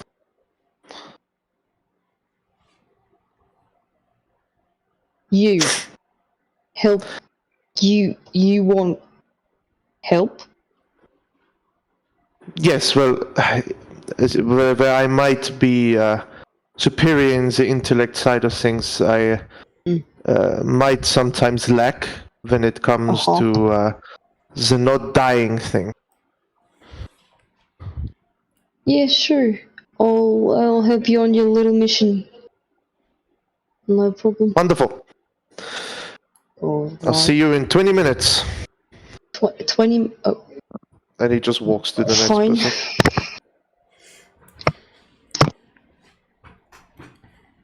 Okay, just gonna quickly ask Sergey and Alexander, Sergey rather, what are you looking to do? We'll handle this when Alexander is with us again. Yeah. I want to take the credit of Uleroy that we confiscated once we defeated the Ravens to the blacksmith at True Steel. Okay. Basically, I guess barter a deal with. Okay. So, unless anyone objects to that, Sergey and Alexander just struts out to the door with the crate of Uleroy.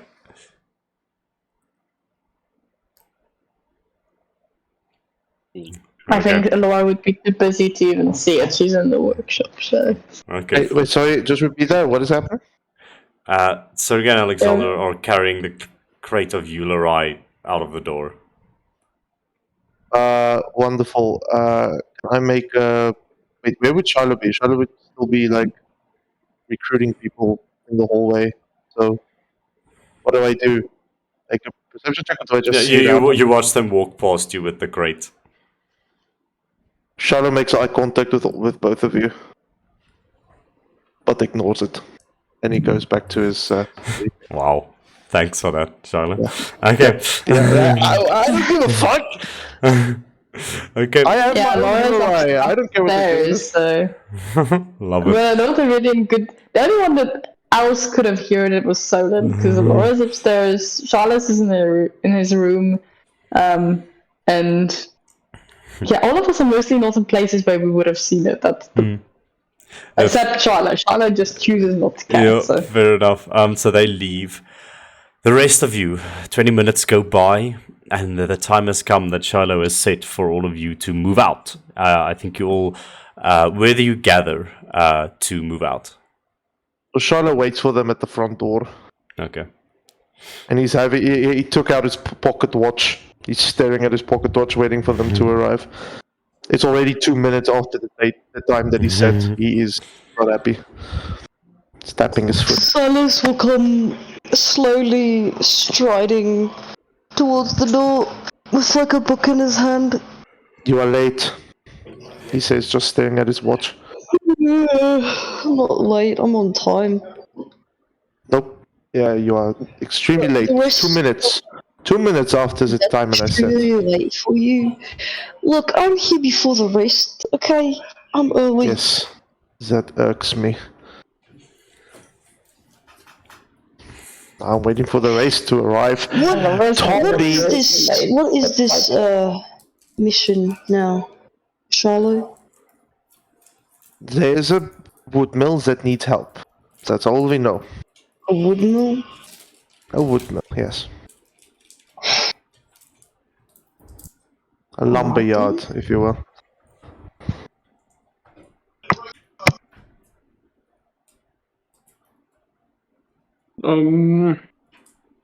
I think Solon will enter.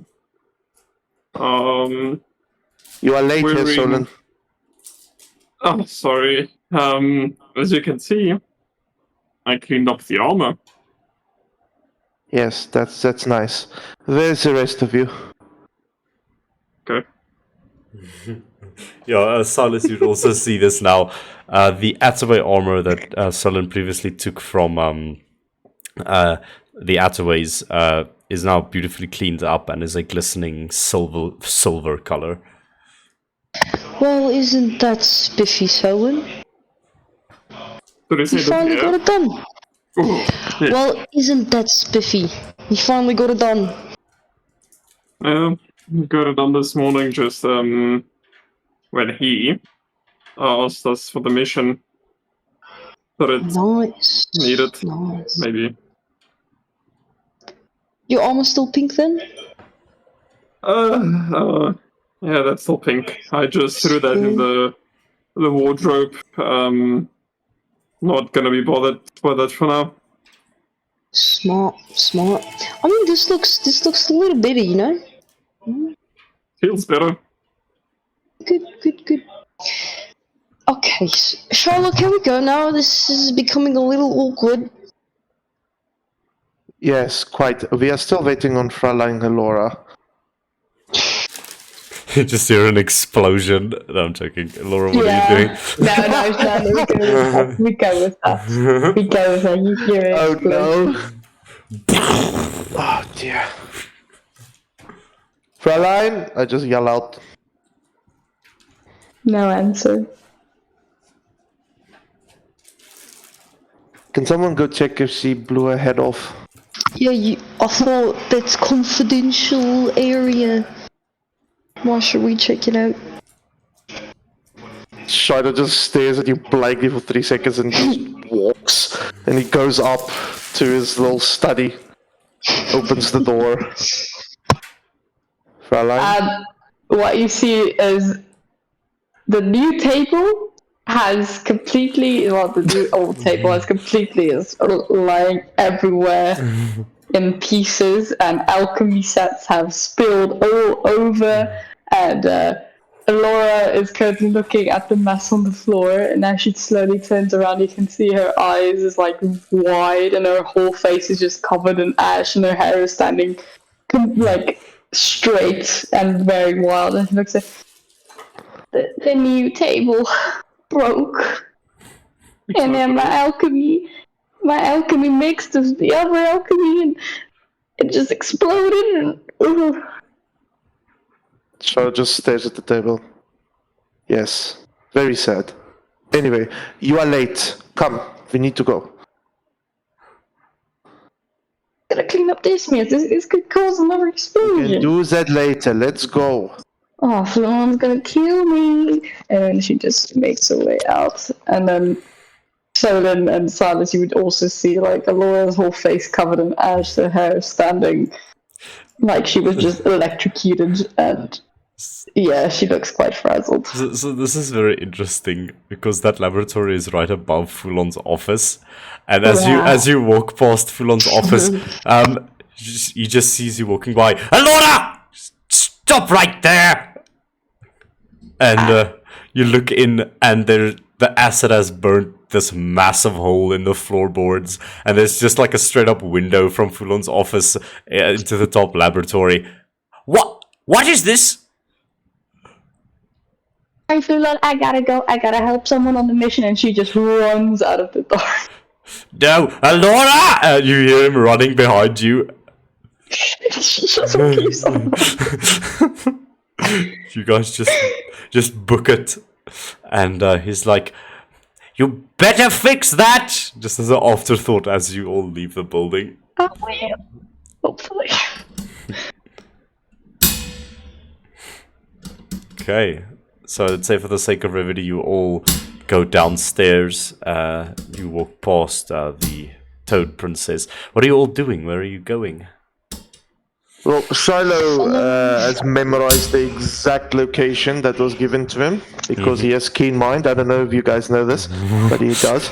And he will just immediately start to like move towards the What the does he have? address. Sorry? Yeah. What? Yeah, he has keen mind. I'm sorry. I don't think I said it before. Yeah. Pretty cool. Just making sure. I can like remember everything that happened within like 30 days, and I can know exactly. By the way, I know exactly what the time is at the moment.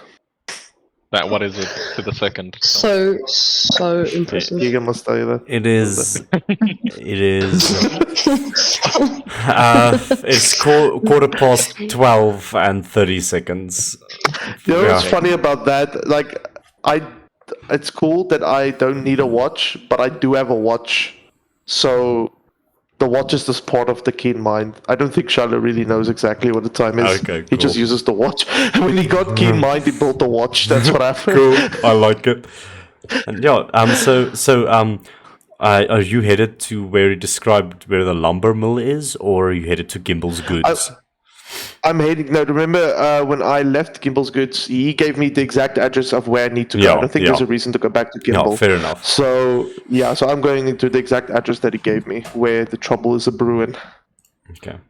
You begin navigating. Okay, so this is either going to take a couple of hours to walk, or you could pay 5 silver pieces each for tram costs. I think since we don't have the fucking masked the rogue individual named Vox with us anymore, I think it's a bit more comfortable moving on the train. Okay. Yeah, we can Okay. do the train. So How many? Five silver. 5 silver pieces for the trams. You could do the train, which is faster, but it costs more. Nah, The tram is fine. Okay. let's do the tram. So just That's do 1 gold piece each. Huh? 5 silver pieces each. 5 silver. Silver. One Yeah. 1 silver each. Yeah, it would be 1 gold for the 5 train, silver. but the train moves much quicker. And with the trams, it's sort of like a stop and go type situation. One tram leads you to a certain stop, and then you get off, get on another tram, and then yeah. But yeah, just take away 5 silver pieces, and you all eventually arrive. If you look on the map, sort of at this area by the river, the Malabar Canal that runs through it, through the city. It is at the edge of the Copper District, and it's not on the map, but there are sort of drawbridges that extend over the water to allow travel through the walls at various places. Like you see, like on the rest of the map, these are like the main bridges and things that stay open the whole time. And then these gates are like main gates for the city that lead in there. But all along the waterway, there are small drawbridges that would lead you outside to sort of the Forsaken District. Well, it's not called the Forsaken District. It's like the outer common district, I'd say.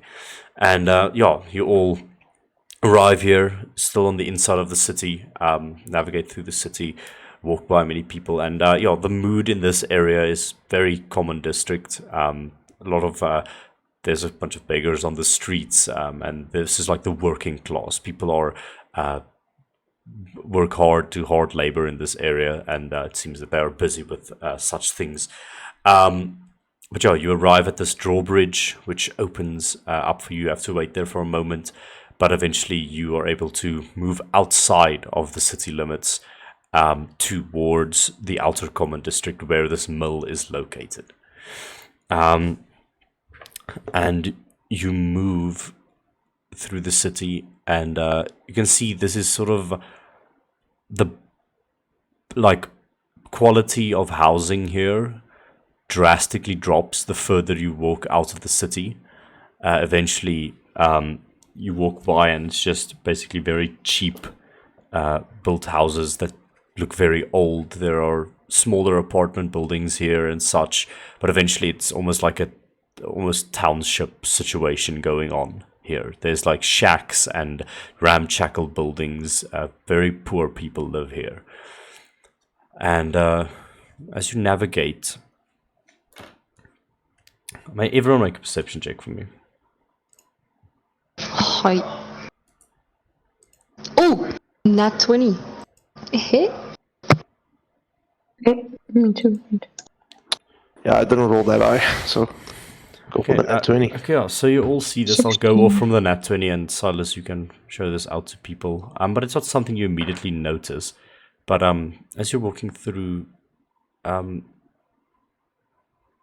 actually would notice this, but Silas, you notice it from a distance. You see a very subtle rising smoke cloud coming from further outside of the city in the outer common district. A large smoke cloud, but it's not like in full force at the moment. It's dissipated, as if something has burnt a long time ago, and this is just sort of the remnant smoke rising. You see this haze of smoke just rising out of the city. I shall tell the rest about it, I guess. What do you guys reckon that is? I don't know. It's not our problem. Let's just focus on the task at hand. Or at least I don't think it's our problem. Does the smoke look like it's coming from the address that we're supposed to get to? The address is in the direction of the smoke, yes. Ah, okay, never Yeah, mind I then. think it is our problem because we're walking towards it. Well, we'll see what it is once we get there. Stay focused. Let's just be careful, possibly.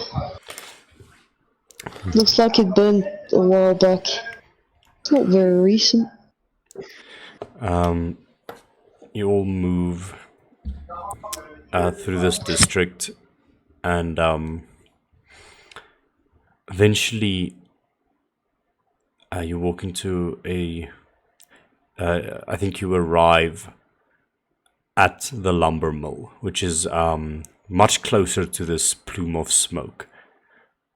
It's about a few blocks away where this plume of smoke is emanating from, and looking down the street you can see long charred and burnt buildings everywhere ahead of you, as if there was a great fire here or something. But from this position there's still a few buildings and things in front of you. You can't get a total scope on the situation from where you are. It just looks like a burnt city and the smoke rising, and you see sort of to the left there is a sign that says fucking I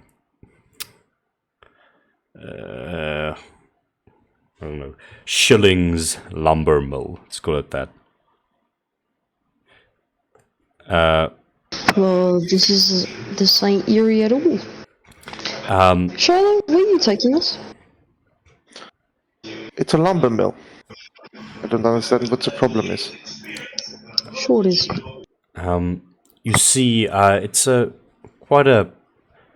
The lumber mill looks a lot fancy. Well, not fancier, but a lot more decked out than the rest of the buildings here. It definitely stands out in sort of this township-esque, ramshackled, like residential area. This mill is. It has very fancy equipment. You can see it, like logs feed into this large saw-like thing that's sort of exposed to the air. There's a large warehouse there that, which, when you look in, there's like a bunch of logs stacked up there. But the warehouse is definitely not full, looking at it from this distance. But yeah, you can see this mill that definitely stands out against the ramshackledness of the area, and it looks much more fancy than the area. And you see a bunch of people walking in and out of it, workers seemingly, who have like thick gloves and boots on, and they're moving logs around, moving tools around, working quite hard on this. And what are you all doing? I think Shiloh, he just immediately goes to the first person that looks like he works at the lumber mill. You said they're all workers, right? Yes, you see a bunch of workers working in and out. You walk up to this one large mustached half-orc who is carrying a log on his one shoulder. He goes, Guten Tag. You sort of... I'm sorry to keep you out of your work. I am just here to investigate some troubles that I was told you were experiencing here. You might know anything about that? I only work here. I've not really heard of any troubles per se. If you're looking for like a manager or something, just go speak to that guy over there. His name is fucking random name generator. Okay, I will go see fucking right now. And he goes to fucking. Right. Generate a name. Merlot, sure.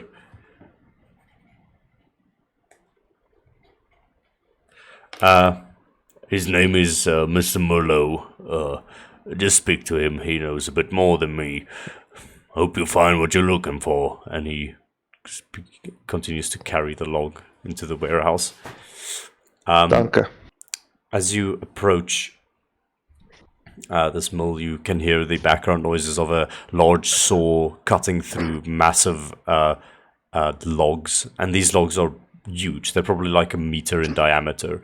You just hear the of the saw, and you see this guy dressed in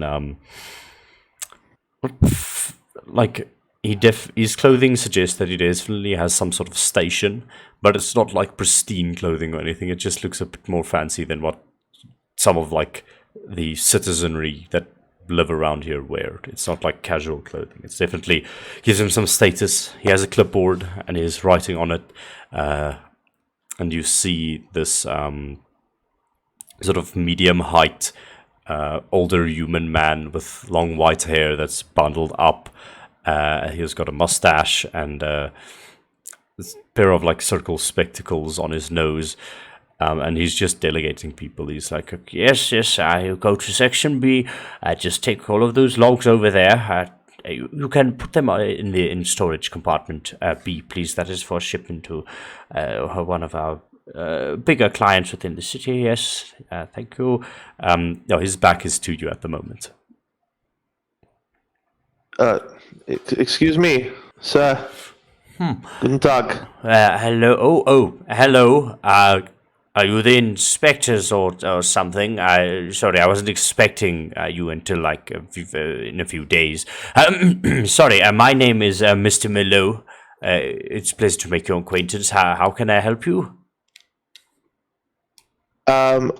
Yes, sort of. I was sent here by. Is it a client of an employer? Would you say client? By a client of yours. Oh, so Mr. you're not the inspector then? Right. Please continue. No, we were told that you are experiencing some troubles in some way. Who told you this? What's his name again? Gimbal. Gimbal. It's a Herr Gimbal. Oh yes, Mr. Gimbal. I believe we were late on some of his deliveries. What seems to be the issue? I mean, as far as I can tell, we are only just running a bit behind on schedule. We've got a lot of orders and things coming in. Other than that, there's not much of a problem. Well, his problem is that you have been late on some deliveries for him, and he assumes that something might be wrong. Are there any reasons that you have as to why he hasn't received the stock? Well, as I said, we are starting to get some supply of the raw wood. Processing is taking longer than expected, and we're just catching up on many of our orders at the moment. So that's what you can tell Insight Mr. check? Gimbal. Make an insight check. That is a 6. They are my friends. They're just. I would like to make one actually. Hanging back. Wonderful. Okay, Make one. I shall make one. Damn it, that's a crappy roll, but 11. Much better than mine. But that's a crappy roll. 18 for That's There we better. go. That's better. That's better. It's much better. That's why I brought you guys for the big rolls. Hello. So No, then So, you all seem to buy his story. It makes sense. But Solon, you sort of detect that he's not being entirely truthful. Is withholding some information. Yes, so that's what you can tell Mr. Gimbal. We'll have it to him as soon as possible. It's just we are running a bit behind on our schedule, is all I can say. You're not telling the whole story, are you? I saw when you talked that there was some... You were hesitating a bit.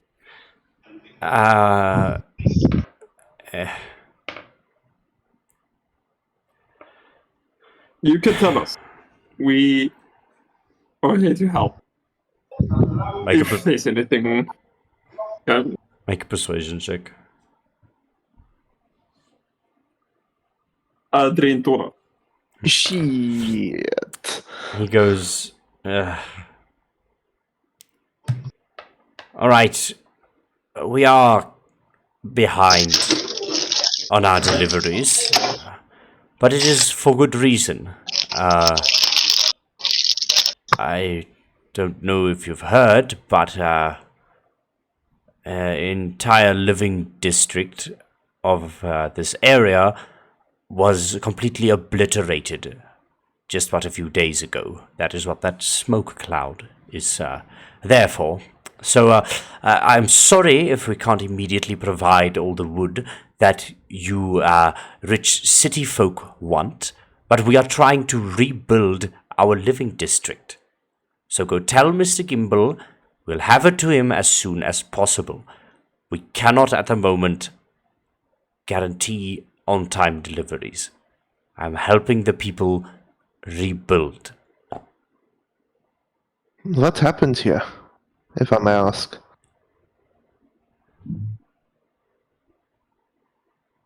What would a shiny city boy like yourself want with that information? Shiny?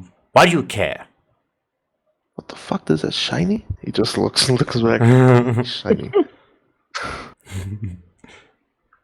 Listen, here,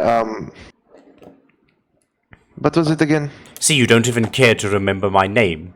You all are the same. No, You- he's just really bad at names. We're actually really here to help. Actually, I'm not. I'm supposed to exactly remember what his name is. Fair enough. It's What is that order? it's Merlot. Merlot, okay, like the wine. Yeah. Here, Merlot, we are part of a very specialized group of people who deal with these kinds of things. If there is a problem that no normal, let's say, law enforcement can be trusted with, you can count on us. At least that is something that we no, are trying to build. I don't want anything to do with the mafia or whatever group you are No associated with. mafia. There's no mafia. Listen, Yeah, there's no no, we're mafia. not- There's no racketeering. There's nothing of that sort. We just want some help, and in return, What your you want esteemed, my wife client and will help us. in return I suppose you want like I don't know my family, my wife and child or something like that. More land to build your massive structures on? What is my problem? What is your problem? Come here. Our problem is that we don't want your wife or your family. I think Shiloh once would. Yes, he's right, but I don't even want wood from you.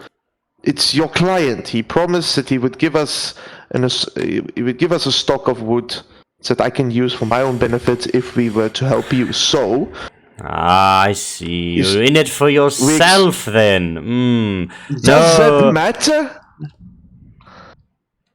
What do you want from We me? can help you. Nothing. Unless We you can. literally want nothing from you. That's what you're not getting through your skull. We don't want anything from you. We just want to help so that your client can help us. There's nothing that's going to be expected from your part. Okay. Okay. You say you want to help me. The only way that you can help me is by either magically shitting out a crap ton of wood supplies for us to process, and then help us process it so that we can get these people's homes rebuilt to speed up the whole giving to the brass to the bigger city thing. All right? If you can't repair an entire, I don't know, residential area for me, then you can't do anything for me. Because that's my first priority at the moment. I'm allocating most of my stock to those who were affected by the blast. Okay? I'm trying to repair the city for them. And until that's done, I cannot help you. I mean, if that's what you need, we can help build. A bunch of pompous city folk are gonna help me build. Oh, I'm not a city folk. I'm just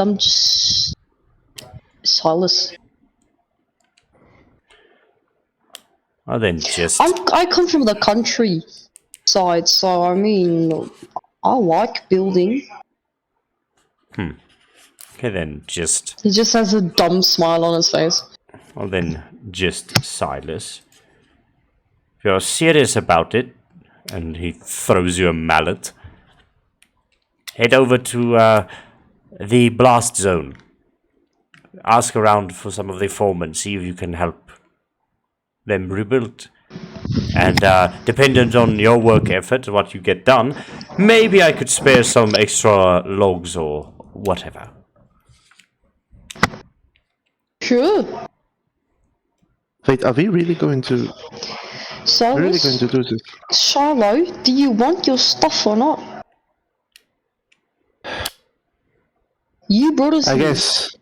It's your Yes, but responsibility now. I brought you here because I thought there was going to be danger. People that you can kill. Not houses to build. Well, now we're here and now we have to help.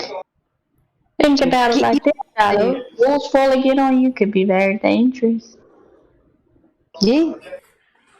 Scaffolding is really hefty, eh? Dangerous stuff. Fine. Let's do what we can. Let's get out of here.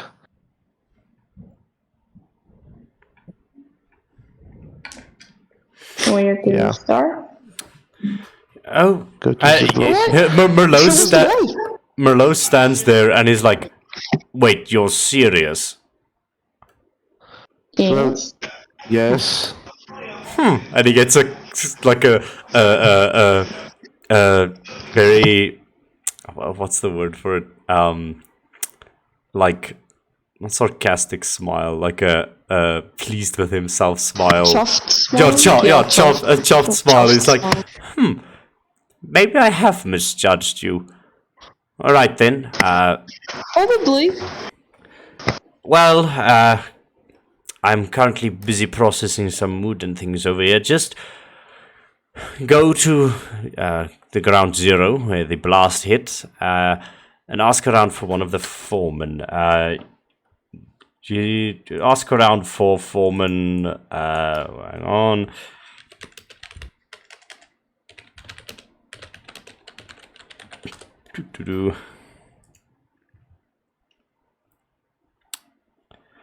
Ask around for Miss.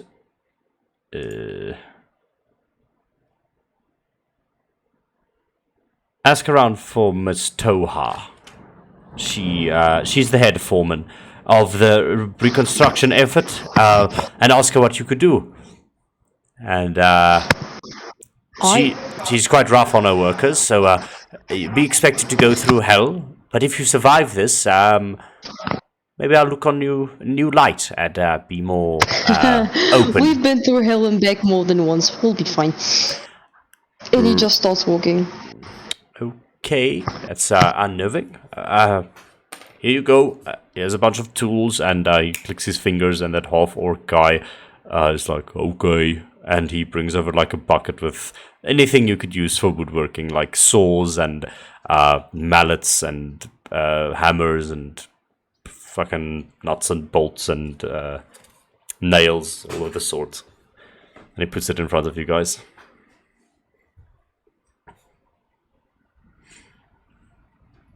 Can I just ask real quick? I think I missed the part because I had to go fetch something. What exactly caused the blast? You don't know. You haven't Or asked did him. he didn't say. Oh, we haven't asked him. But I asked what happened here. What did he say? Did he just say there was a blast? Yes, he said there was a blast. Okay. Then before he follows the rest to where we need to go, he's just going to quickly ask again, being more clear. Hey Melo, would you kindly expand on exactly what caused the blast? Something of this nature seems quite irregular.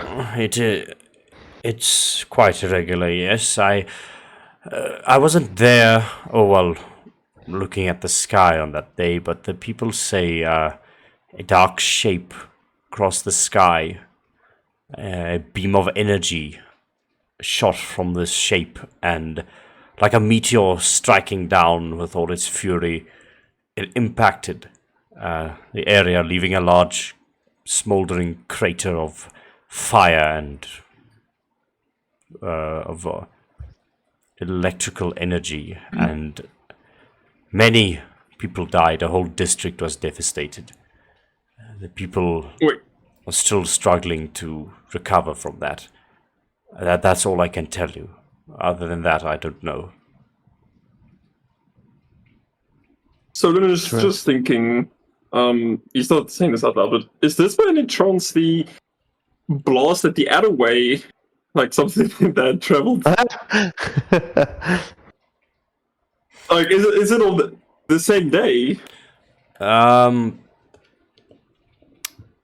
I would say you would be able to discern that this is a separate occasion.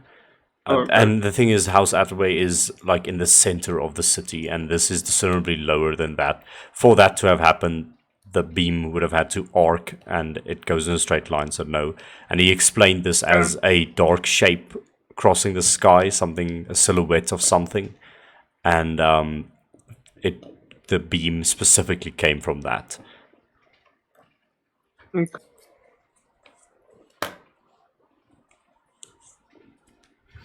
Okay, well, I think Charlotte just thank you. And he also moves. I think Charles now is kind of adopted a bit of an interest in. He's kind of forgetting why he's here in the first place. Now he has a bit of an interest of what exactly happened because this is very strange. Mm-hmm. You coming, Solon? Yeah, sorry. Just thinking. That's good. Thinking is good. And walks on. Yeah, you all head towards ground zero, where this blast seemingly hit, and you see just a straight up blackened meteorite crater. That's how I can explain it. There's no like meteor in the center because he said it was some sort of like energy blast, it seemed. He was unsure if it was magical or anything, but it was an energy blast, and there's just this massive crater that's probably like 30-40 feet deep at its deepest, just going below the city level. And you can see many people, and it's about like, it's quite large. It's like 0.5 kilometer wide, the destruction, and just smoldering and burning wooden houses. People are still trying to put out some of the fires. Most of the people who are busy here are carrying away the rubble, and sort of on the edges of the crater, people are beginning to rebuild their houses.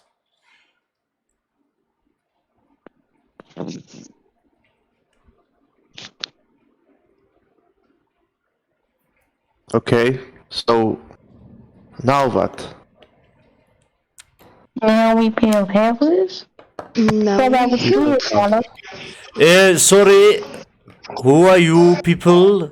And you see a very tall, very built, beautiful tiefling woman walk up to you, and she sort of has like builder's harness on with a bunch of tools in her belt. Sorry, this is a restricted area where this construction is going on. Things could fall on your heads and you could die very tragically. Not that I'd care. What is the situation? Who am I talking to here? Which one of you speaks for you? Hello? Sorry, Fraulein. We are here to help, it seems, with rebuilding some of your homes. Oh, it looks like. Below finally came through with some new recruits. Now, you don't look like the builder type. I've got some fancy clothes on there, Mr. Egghead. Shiloh. Oh, Shiloh, right. Well, if you're serious about helping us, do you have any experience with carpentry, by any chance? Because that would be very helpful. As a matter of fact, I do, and as a matter of fact, Shiloh does. He is proficient with carpenter's tools. So I think I'll be able to handle myself quite fine, thank you. I don't know about the rest of these people. All right then. I have a little experience. Very good. At least there is one or two capable. You look pretty strong, like you can lift things. She points at you, Solon. That is very good. Okay, well, she sort of fiddles around this. She's got like a satchel to her side with a bunch of like blueprint scrolls hanging out of it, and she pulls out one. Yes, this is plot number C7.1. Yes. Here are the plans for the house plot over here. And she points to a piece of land that still has a bit of rubble on it, but it's like a flat piece which they've mostly cleared out.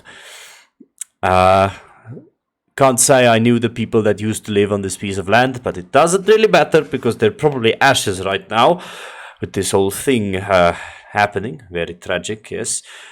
But we persevere.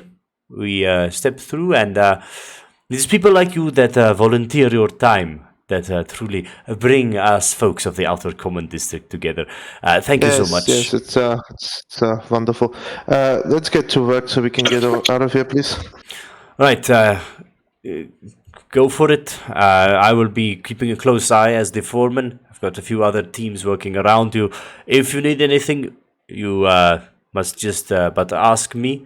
But you say you're confident in your carpentry skills, and a rudimentary design like this, it shouldn't keep you busy for too long. Yeah. See what you can do with that. And she tosses you the blueprints. Any fixed wood we've got a few wood supplies coming in from the Shillings Mill that Mr. Below has sent us. I believe the new shipment has just arrived. You see over there, and she points to a large pile of already cut wooden planks and logs and things. Anything you might need is over there. Just follow the designs to the letter, and we should be good. Thank you for your time. And she walks off to go inspect another build site. I think this would have gone much faster if we had the barbarians as well. No offense to you, Sullen. And speaking of which, where are the brothers at the moment? What are they doing? I'll get to that when Alexander is back. So yeah, you guys can just continue. Oh, come Stefan. I didn't even know. No, it's not coming today, but on another date. Oh, okay. So who's the okay? Yeah, sorry. Right. Okay. Unless you would have finished up your business and gone looking for the party. But I mean, that probably wouldn't have taken too long, I guess. Okay. Maybe. In that case, we'll get them So sorted. Fulon sent us to help them when we got back, I guess. Yeah, sure. Okay, then rewind. This probably would have gone better with. Never mind. Yeah, and sure. Sergei and Alexander arrives there, being sent by Fulon.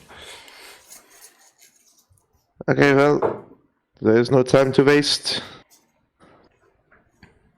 He looks at the strong people. Sergei, Alright, let's get cracking. Sergei, just for context, you have no context of what is happening here. You arrive on a charred crater build site, and your people are standing there with a bunch of tools and a blueprint in their hand. Like, what do you do? Right, we were told you guys were useless and needed help. Yeah, we are building a house now. Get cracking. We need to get that wood over here so we can start building. Alright, we're just gonna carry the wood. We're good at breaking stuff, not that good at building stuff. It's okay. I will handle the building stuff, and I will help Silas and Fraulein Laura to aid me with this whole ordeal. Yeah. Start carrying Let's start around then. wood. Okay. Yeah, I guess we start building a house. Okay. Hey, boys. Okay, so like, Wait. Empires? Wait. Get the Keegan. I need you to play a song for us. it can't be monetized songs though. What? You can always sing it. What esque? Okay, then do this for me. Do this for me, all right? I want you to play. You know what? Here's what I'm gonna stream it, and Keegan, you can't listen to it because you are streaming, and the rest of you can listen to it. We can just play it in the Discord music bot. No. You can't do that. The stream can hear it. Copyright. Yeah. Well, I'll just play. I'll just play us. What song is it? What song is it? You Google Red Dead Redemption No. house building song. Okay. I thought you were gonna do like Bob the Builder or something. No. We'll listen to that. I mean, if you'd like to stream to the people, you can do that. But I am going to. For the purposes of this, I'm gonna play large city fantasy exploration music as you build this house. For those at home, you can go listen to the Red Dead Redemption house building song along with the stream if you'd like. But as this is happening, how do you guys build a house? Following Shiloh's instruction, what are each of you contributing to it? How are you using your skills in conjunction with each other? Yeah. Well, I think with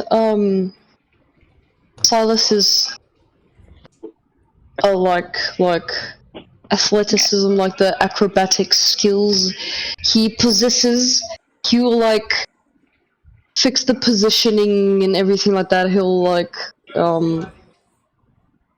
don't know, also just throw things around where he can, bend in ways which helps. I don't know. Something in that lines, I guess. Alora has to. I have to go eat now, but I'm just gonna say quickly what she's busy. She's just busy looking at plans and assisting Shiloh with like the construction of things. Okay. Yeah, Charlotte's mostly directing what they have to do, using his old carpentry skills to just explain exactly what they need to do. But he's mostly directing everything that needs to happen. Seeing the two brothers are carrying wood, I think Solon will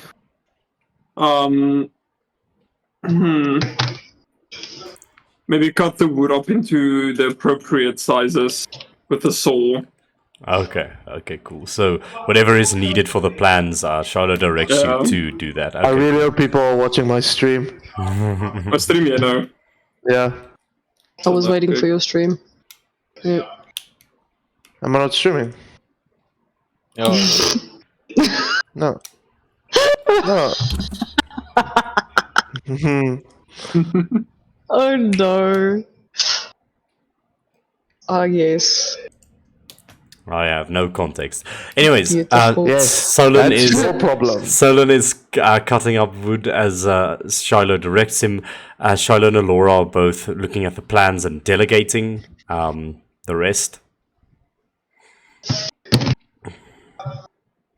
Okay, I'm over it.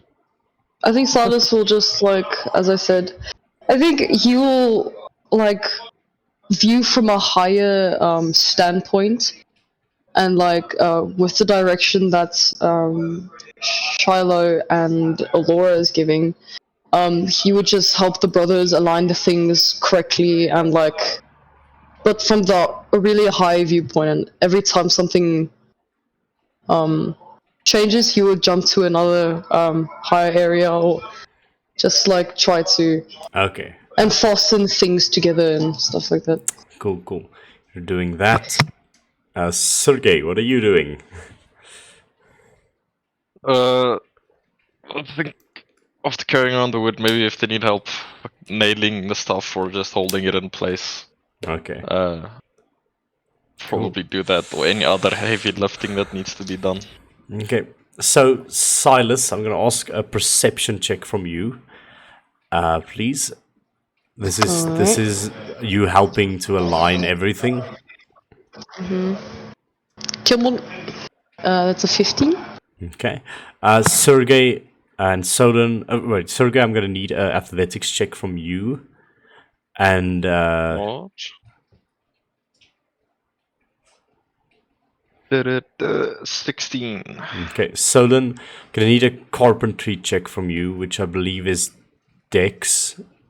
Yeah, so just make a Dex check for me. You can have advantage because of I imagine Shiloh would help you to cut things. It's a 15. Okay, 15 for you. Shiloh, I would like a carpentry check from you. Well, no, this would rather be intelligence check, but you can add your proficiency because you're proficient in carpenters. So just make an intelligence check plus proficiency. Okay. I'm gonna focus my. I'm just looking for my. Here it is. The intelligence check, huh? Yes, plus proficiency.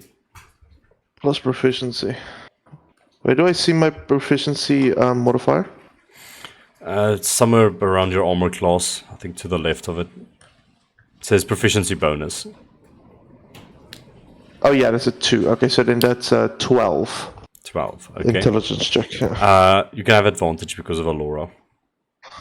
Oh, thank you, Laura. See if I can do better.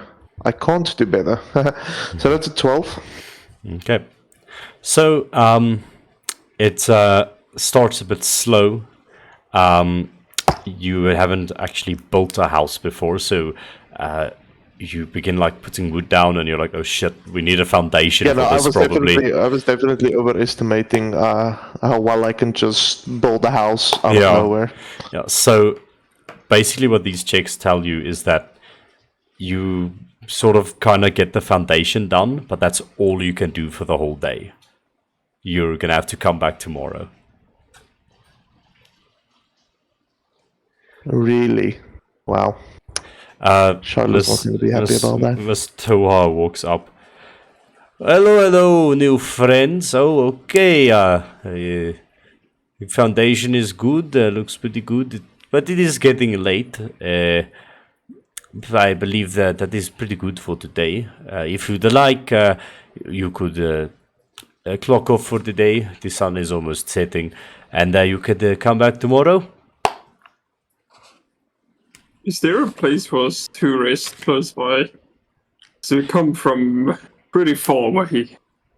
Oh, of course, of course. I could set you up in one of the local inns. It's just the economy on this side is just a bit hard pressed, so unfortunately you are going to have to pay for it. But yes, of course there is lodging nearby.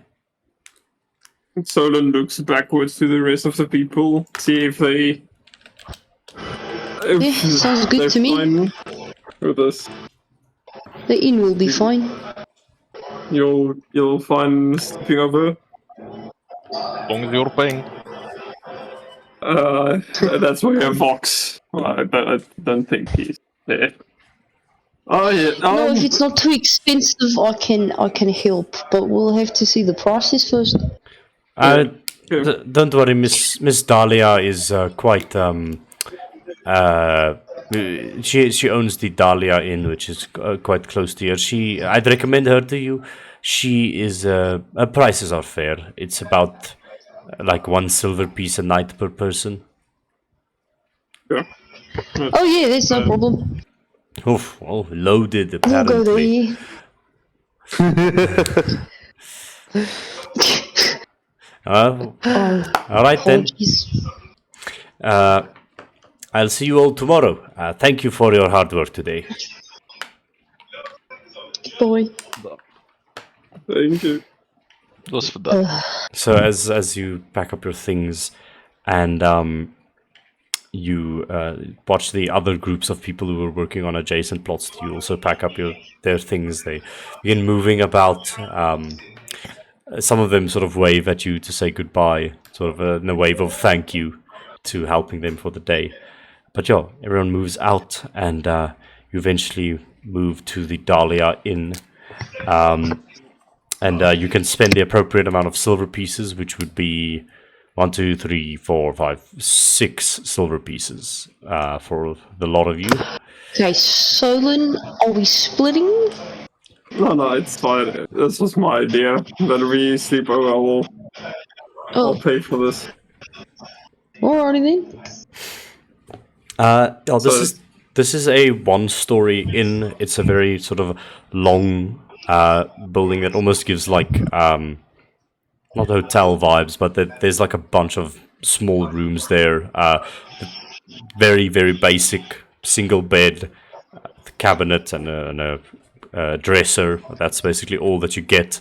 But yeah, you arrive at this inn. It has a very spacious foyer and / restaurant area that you walk into, and standing at the reception, you see there is. I'm gonna make her. You just see. You just see this a halfling lady with she wears, you know, like the blades that people what I'm gonna say it like that, you know, there's like things that people walk on if they don't have any legs, like the blades, those things. She Yeah, prosthetic legs. Yes, prosthetic legs. So Miss Dahlia is a halfling, but she wears those things in addition to her legs to make herself taller, essentially. She's a quarterling, huh? Well, Yeah, yeah, so, yeah. Bruh. I'm sorry. So, like, it's not like she doesn't have legs. She has legs, but she wears like stilts in addition to that to make herself almost as tall as a normal person. She has this very extravagant hairdo, and as you walk into the inn, on her name tag it says Dahlia that she wears, and she's sort of standing at a podium, and she's sort of in her mid-40s sort of situation, extravagant hairdo, thick lipstick on. She looks like a bit ramshackle, but beautiful in her own way. And she goes, "Well, howdy there. New tenants for the night, or you just coming in for a drink? How can I help you?" So we're coming in for the night, so we need some rooms. 6 to be precise. Oh, of course, that can be accommodated. Where are you coming from? Very tall, sir. You've been coming here from the city. You stay around these parts, or are you working on? we were just helping building stuff, so we're just here for like a day. Oh, Nothing too- you're here for the rebuilding effort. Well, the Outer Yeah. Common District thanks you for all of your services. I'd be happy to provide you with rooms for the night. That'd be 6 silver pieces, and it includes a free breakfast for those that are working on the rebuilding effort. So please feel free to enjoy yourselves the following morning. Thank you very much. Well, I appreciate it. All right then. There you go. And she picks up the silver pieces from you, Solon, and she hands you each a key for a room. Are we gonna stay downstairs for a while, or you guys want I to mean, get if the day you wanna over with? There's else. What? Are we gonna stay? I think Alexander and Sergey would get a few drinks. Yeah, you two look like you could put down a few bottles. If you'd like, I can bring up the tarragon. But be warned, we only have 1 bottle in stock. But want to go? Fine, 1 bottle will do. Please. Oh, well then. That'll be 5 gold pieces. It's a bit stiff, but it's good shit. Alright, Shiloh, pay the woman. I'm sorry, but this was Sorry, Herr but it was kind of Solon's- your idea for us to like go out of here and build a house, so... I Yes, don't but it know, I wasn't my think you intention pay- that we would actually Thank build you, a Shiloh. fucking. We take the bottle and go sit. And the woman turns to you.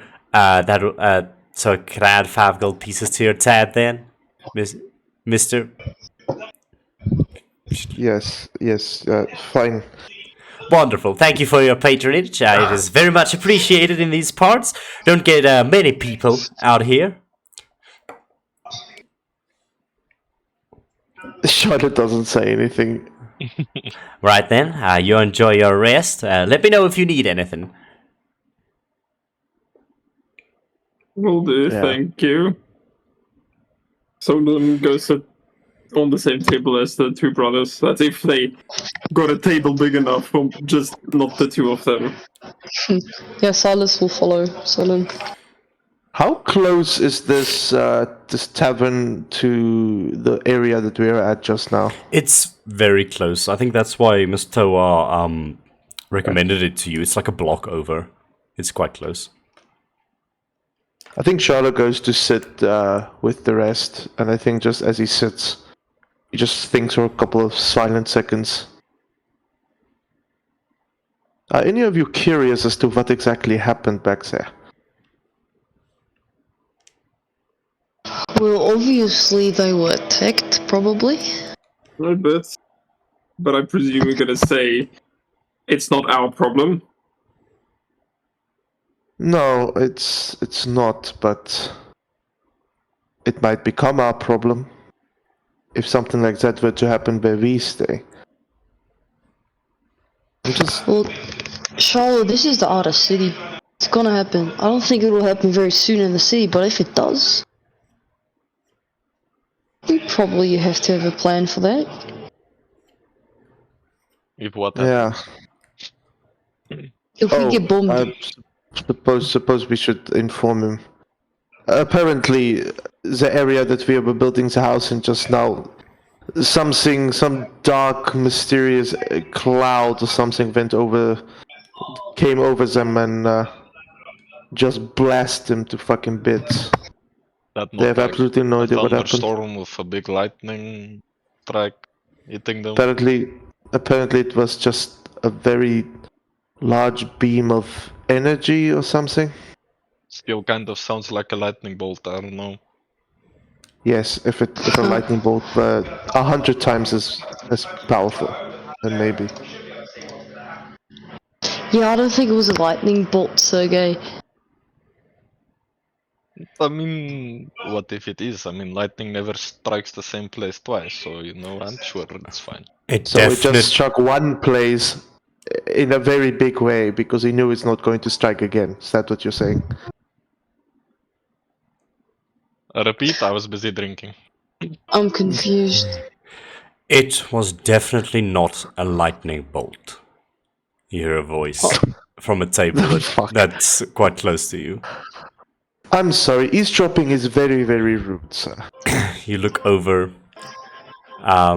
You see 3 people sitting at it. Like a sailor with like those yellow raincoats with one eye patch or something. It wasn't a lightning bolt, all right. I saw it with my own eyes. I tell you. No.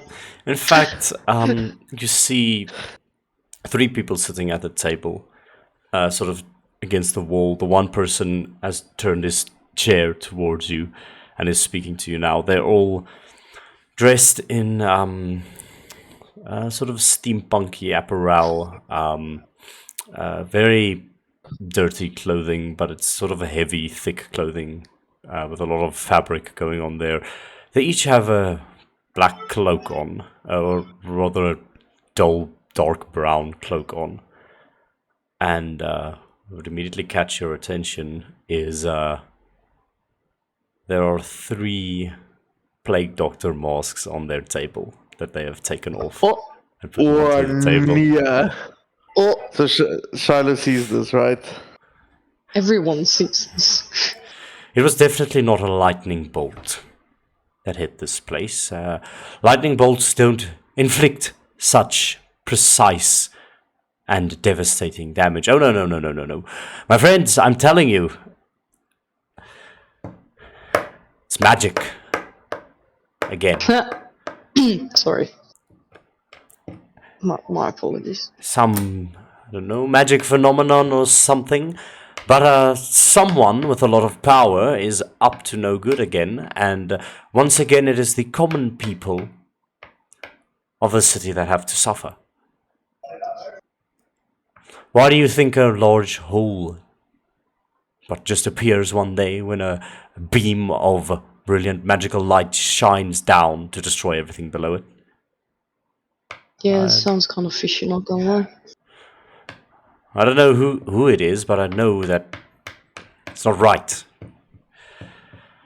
Makes me angry. Obviously. Don't you feel the same way? That people just are able to do that to those who they see below them and just obliterate them without giving a second thought? Now, I don't know the cause, but... Can I do like a perception check or something to see if this guy has any markings on him? Specifically, like the Crimson Dawn markings. Make a perception check. No, you see him stand up. He's sort of a man in his mid-30s, with quite a patchy beard, I would say, a mustache, and like a scar over his one eye, and he has 2 piercing blue eyes.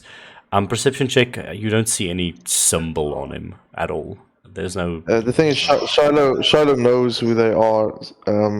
It is. I think they are right, like with the crow masks and everything. Yeah, Where's it's the raven? it's Yeah, yeah, ravens? you've seen this before. No, it's not ravens. It's not. No, it's not the ravens. Oh wait, no, yeah, no, okay. The never mind, ravens don't never wear mind. masks. Well, Yeah, I'm back with it. Yeah. well, these people were just like talking, saying. Shiloh was almost not paying attention. He was just staring at the mask. Something. And, I'm sorry. Something catch your interest? And the guy is talking to you now, Solon.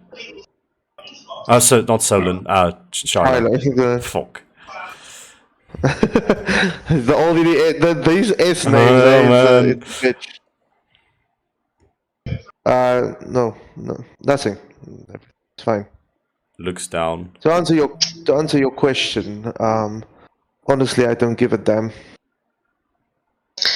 Okay. I'm Shallow? sorry. You don't give a damn when. He's just. No, look, no, no, he's no, no, just no, very no, no, no. emotion- You don't give a damn when an entire residential area of people are just snuffed out. Like that. That is not what I said. I don't give a damn about these causes that people form for their own selfish means, thinking that it's some kind of selfless act of heroism, when at the end, all it is some kind of nationalistic ideals that if someone were to not believe what they believe, they would be outcast. I am simply saying that we can't just roll over and submit to these powers. I mean, what would you have done if your entire area that you grew up in, that you grew accustomed to, was taken away from you for no seeming reason? And you already had nothing, and now you have even less. Silas twitches. Shiloh stays quiet, Doesn't maybe even looks away. Well, not here to necessarily spread philosophical debate. You said you guys were working on the restoration project. Well, that at least tells me that you're semi-decent people, despite what you say. So, I guess Are I you could. decent people? I'd like to think so. We try to help where we can.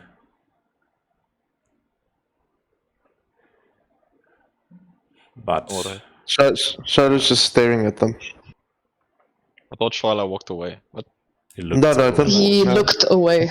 I looked out. I'm sorry, you're looking at me again. Is there something on my face, or do you have some sort of problem? Shallow. He has a lot of Let's just go. problems. Too many to count. Okay, we're just gonna enjoy our stuff we have here. Alright, Thanks for the But I like the conversation. conversation. alright. Sergey will stand up to join the Crow Mask man. at So the good. table. So good. No, It's just friendly conversation, Silas. Don't worry. so good. Just leave them alone. But Alright. we've got a lot to bond over. Hating sorcerers, helping the unfortunate, etc., etc. Helping the unfortunate. Never mind. I must say something. Alright then. What run-ins have you had with sorcerers then? Since you brought that up. Well, let's just say the Ravens. I don't know if you heard of them.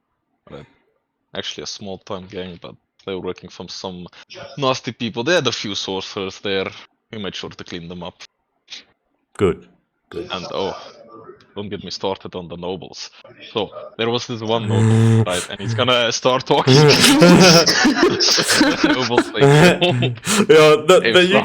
you get into deep conversation with this guy, and he's like, "Yeah, no, I understand. I mean, I don't know. Sometimes I just feel so powerless, but I want to do something. I mean, at least I'm trying to help out where I can. I've volunteered. Me and the boys. We've come here to help restore this place. I mean, it could just be destroyed the next day again, but I think it's perseverance that's important. We can't show them that we that we give in. I mean, I love this city, but it's got a long way to go from being perfect. We're trying our best. And these sorcerers, Sergei says, yeah, he's like a bit of a bottle at this point, and he shoots an eye Taking towards our Shiloh. jobs. As he says, sorcerers, he just shoots an eye at like Shiloh and like the other people that use magic. They don't care who their magic tramples over. They don't care how it affects them.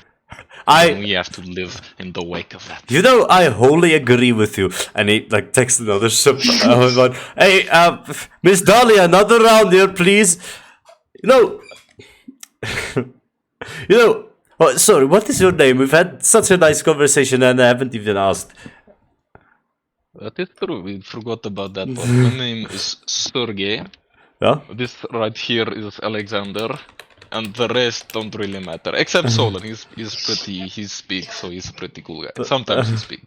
Right now What did I do? Oh, yeah, yes, I noticed him in the conversation. He was slowly, it was in the periphery of my eye, but he was slowly, like, getting smaller and more frailer. Is that like some sort of medical condition? Or what's going on? Yes, I don't know what it is, but it may be contagious. Oh, all right. Well, well then, you can call me Arlie. It is a pleasure, Mr. Sergey. Curious. I really like chatting with you. If you're not particularly busy with anything at the moment in your career or whatever it is you're doing, I think we might have a lot in common. I'd like to introduce you to a few people. Because Who are these people, if I may ask?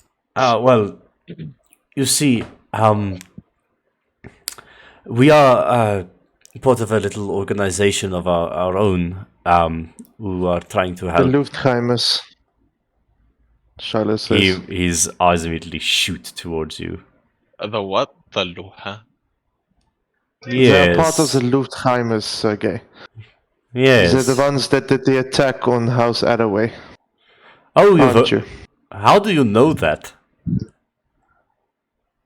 We've had our ways. I thought I thought they covered that up. Shit, so you Not well enough, it seems. seem to know a lot more than I gave you credit for.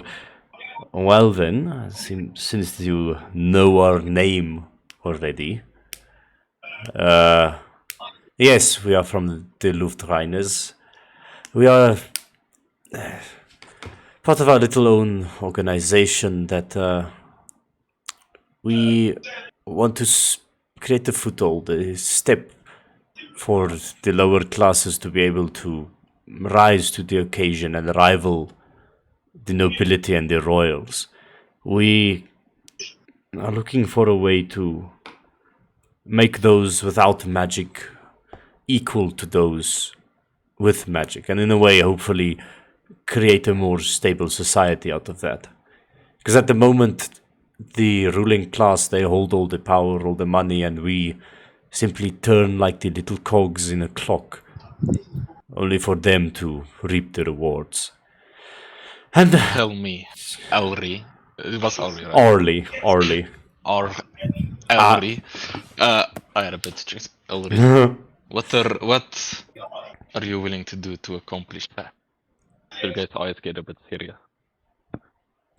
Oh, that is a bit deep. I don't know what our leader's plans are exactly, but we trust in his judgment. For now, we're just basically keeping watch on this area of the city, helping out where we can. But I don't think you're privy to that information yet. You'll have to meet with the clockmaker first. You know the clockmaker. The what? Well, yes, he's the one who calls himself our leader. He basically started the Luftrainer a few years ago. He's a brilliant. That is interesting. He's a brilliant man, you know. His way of getting the common folk. Well, I don't want to call them common folk. The people of Zichester equal to the nobility. He believes in the power of technology. He's a true rationalist himself, not believing in the benefits that magic can provide to you, but rather the benefits of your mind and our innovation that will elevate the common man to someone of a higher standing with more influence in this world. And we hope that through that we can prove to the nobility that we are needed, that we deserve to also have a say in this matter.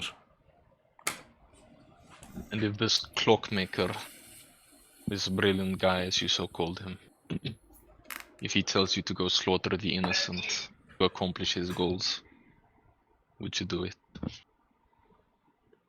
He looks around a bit. Well, sorcerers aren't innocent.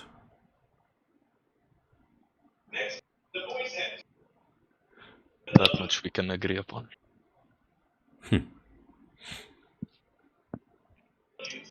Not everyone can be terrible, right?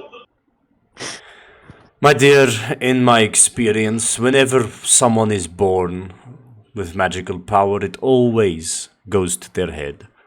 They flaunt it around because they are able to produce more magic, do more things. They are essentially see themselves as higher than other people. And I can understand it from their point of view. I mean, they are very powerful and some of them can lift incredibly heavy objects with their minds while we require 100 men to do the same. And I don't know, that it feels wrong to me that they can lord that power over us. It almost sounds like jealousy, doesn't it? Shallow. At least if you don't know the context. Shallow. Right, I'm just saying what I hear. Jealousy. I wouldn't I call it. myself might not be blessed like them. And in fact, I would say that I am also more of an intellectual guy than a magic person, but hating someone for the power that they possess seems a bit strange. Not hating them for the power they possess, it's hating them for how they use it. That is a more But your accurate point. We've given But them. your friend just. I'm sorry, but I'm just trying to wrap my bald head around this. You say that it's how they use it, but that's completely. It doesn't agree with your statement of when they are born with magic, they aren't innocent. That doesn't logically make sense if you ask me.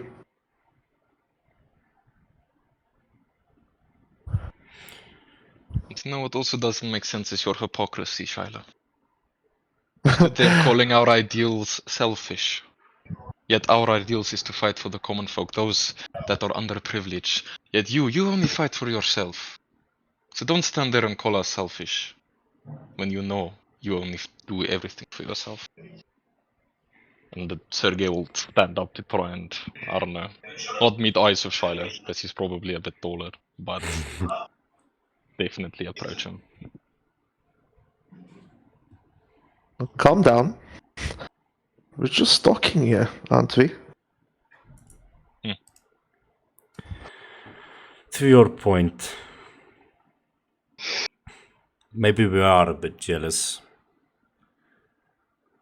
but I would never wanted that power for myself. I think that is the difference. I'd rather see them without their power than us, I don't know, gaining their power. It's like I said, Honestly, that's a weird way to see it, though. how do you mean? You'd rather. Oh, my brain froze. Keegan, can you repeat that sentence? How do you mean? My brain glitching. How- No, you no, mean, how no, do you before mean? that. How do you mean? The reason why. Yeah, No. before that. Before that. Talk. You said Like you would rather see them without their Yeah. powers than then themselves with their inherited. powers. That whole- I don't. The difference is I Yeah. don't want their power.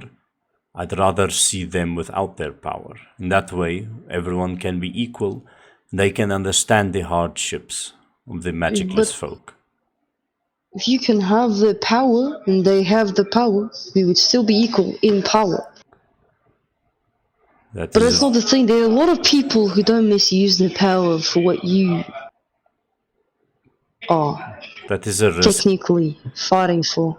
That is a risk I'm not willing to take. I'd rather see a So you magic. just kill innocent people because of the risk. No, Silas, you misunderstand. They don't kill innocent people. They kill people that were born with magical powers. There's a difference. That misuse it. That misuse it. You see, if everyone in this world had magical power, people would still misuse it. But if everyone was without magical power, perhaps that is a society that I'm willing to fight for. Everyone can start and build themselves up from the ground, none with privileged power that gives them a indescribably large edge above the rest. You're not saying they're That born, power could help. but give a rose time to grow and it'll get thorns. No, sometimes that power can help in ways. I'd rather let us help ourselves instead of relying on some mumbo-jumbo spellcraft. We'll find a way. The people of Avon are resilient. Even without magic, I believe that we can accomplish great things. I mean, just look at the innovation that is within this city. Most of our technology doesn't even use magic. It runs completely on steam or electrical energy. New things that are introduced, and already it is making a big difference. I think that's all that we need. But getting rid of people who are born with magic is just cruel. And you think this is not cruel? And he opens the Of course, door. I think this is cruel. Well, then what do you suggest we do? I'm The very... world is cruel. We shouldn't just kill innocent people who were born with magic. That'll make you just as bad as the rest. Alright. Give me an alternative then. If they have the power with their magic to slaughter an entire residential area, are we just supposed to forgive them? Look for other ways? Because at the moment, I can't really see another way Look, forward. those are already bad in magic. Of course, I would agree. If they're shit, we can kill them. But for people who are new, who are born with magic anew, people can still change. You don't have to kill. They can change to be evil as well. Yes. Don't My know. god. Don't know if I'm willing to take that risk. It's gonna take a long time, but No one's willing to take a risk like that. I'm going to go to bed. Sorry, gents.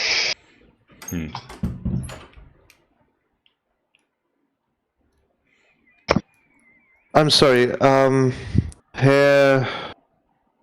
Wat was zijn naam nou weer? Orly. Arlie. Herr Arlie, I apologize if I came across as a bit rash. It's philosophical debating. It stimulates the mind, you know. Yes, it is indeed a very hard topic to talk about, but I'm set in my Yes, ways. despite maybe some differences in agreements and whatnot, there might be a possibility that we might be able to help each other in the future. Could be an exciting endeavor. And you can maybe start with giving me some insight as to what you think caused this problem outside. Seems like you know more than the rest. Well, I'd very much like to introduce you to a few people. You seem very interesting and capable yourselves. I know not a lot of what happened, but our magic sensors picked up a discharge of fulgurous lightning energy from somewhere high in the sky, possibly a skyship, or people couldn't make it out on the day, but I believe it could have been a skyship or some other floating vessel. And I don't know how much truth this holds, but this is not the first time that this has happened, though this is the most devastating. On the northeastern side of the city, such an attack happened not but a few months ago. Crater very similar to this one, just a lot smaller. And that tells me we have become the test subjects for someone or some organization for new weaponry or something, I don't know. Lightning energy. Is lightning by any chance one of the things a bloodline might be part of? Like, Make a history check for me. is Laura still with us? Can she? You can have it. you can have advantage, but actually she would know more about this. Yeah. Let me just see. Oh, looks a cock. What the fuck? You want to roll for her? Yeah, I'll roll for Laura. So I rolled anyway, but Laura Steele. Laura Stile. Steele. I'll say she can make it with advantage because of reasons.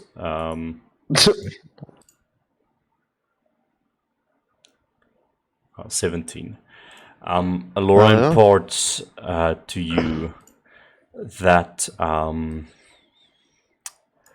there is a noble house that has a sorcerer's bloodline that's specifically fulgurous, which is lightning. So, and that would be House Valborn. Oh, wonderful. The Valborns. I think maybe Laura does say this out loud so that the peeps in front will hear it. Indeed, Valborn, they do have a fulgurous bloodline, but so far we couldn't track anything to them. And I don't know, I'm not sure if any one sorcerer could do that. Perhaps it was some sort of device to amplify magic or a weapon of some kind. I don't know.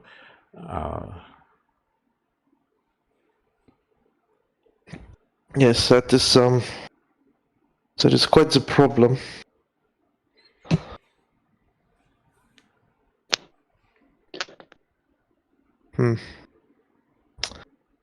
Okay, well, how would we be able to reach you if we were to maybe meet again?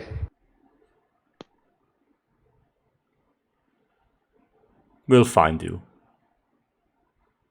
Oh, that's wonderful. Okay. And just one last thing before I go. Your leader, the clockmaker.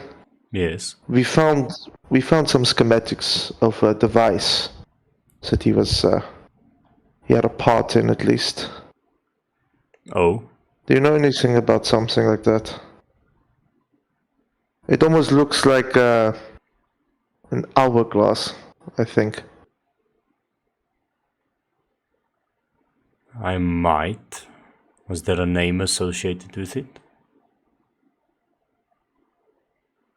I don't know, was there? I can't remember.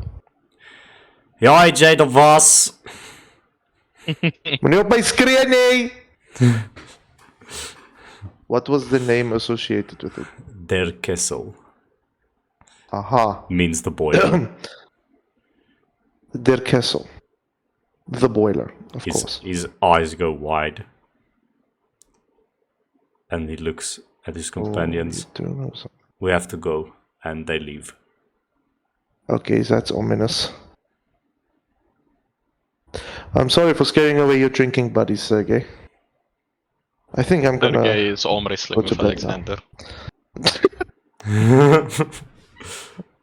You have a good night now. I think I'm gonna go sit in that corner over there. And Charlie's gonna shut down just in the corner. Okay. There's so many things.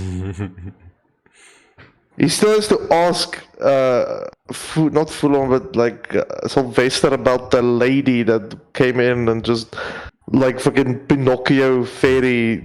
Everything was fine. But I think with that, is there anything else anyone would like to do before shutting down or going to bed and or meditating for 4 hours? No. Who's meditating? Oh yeah, Solon. The elves. Forgot he's an elf. I forgot he's an elf. No, we good. Okay. I think with that, you all take a night's rest and rest long and hard because you know you have to complete a house building project the next day. We are. You all take your rest and you can all take a long rest. And we'll pick up the next morning as Miss Dahlia brings you your breakfast on a later date. And we will call the session there. Thank you so much, everyone. Stay tuned to see what happens next as our plot unfurls before our eyes. Ladies and gentlemen, this was Brass Gasconade, episode 12. Until we meet again, goodbye for now. Goodbye. Bye. Auf Wiedersehen.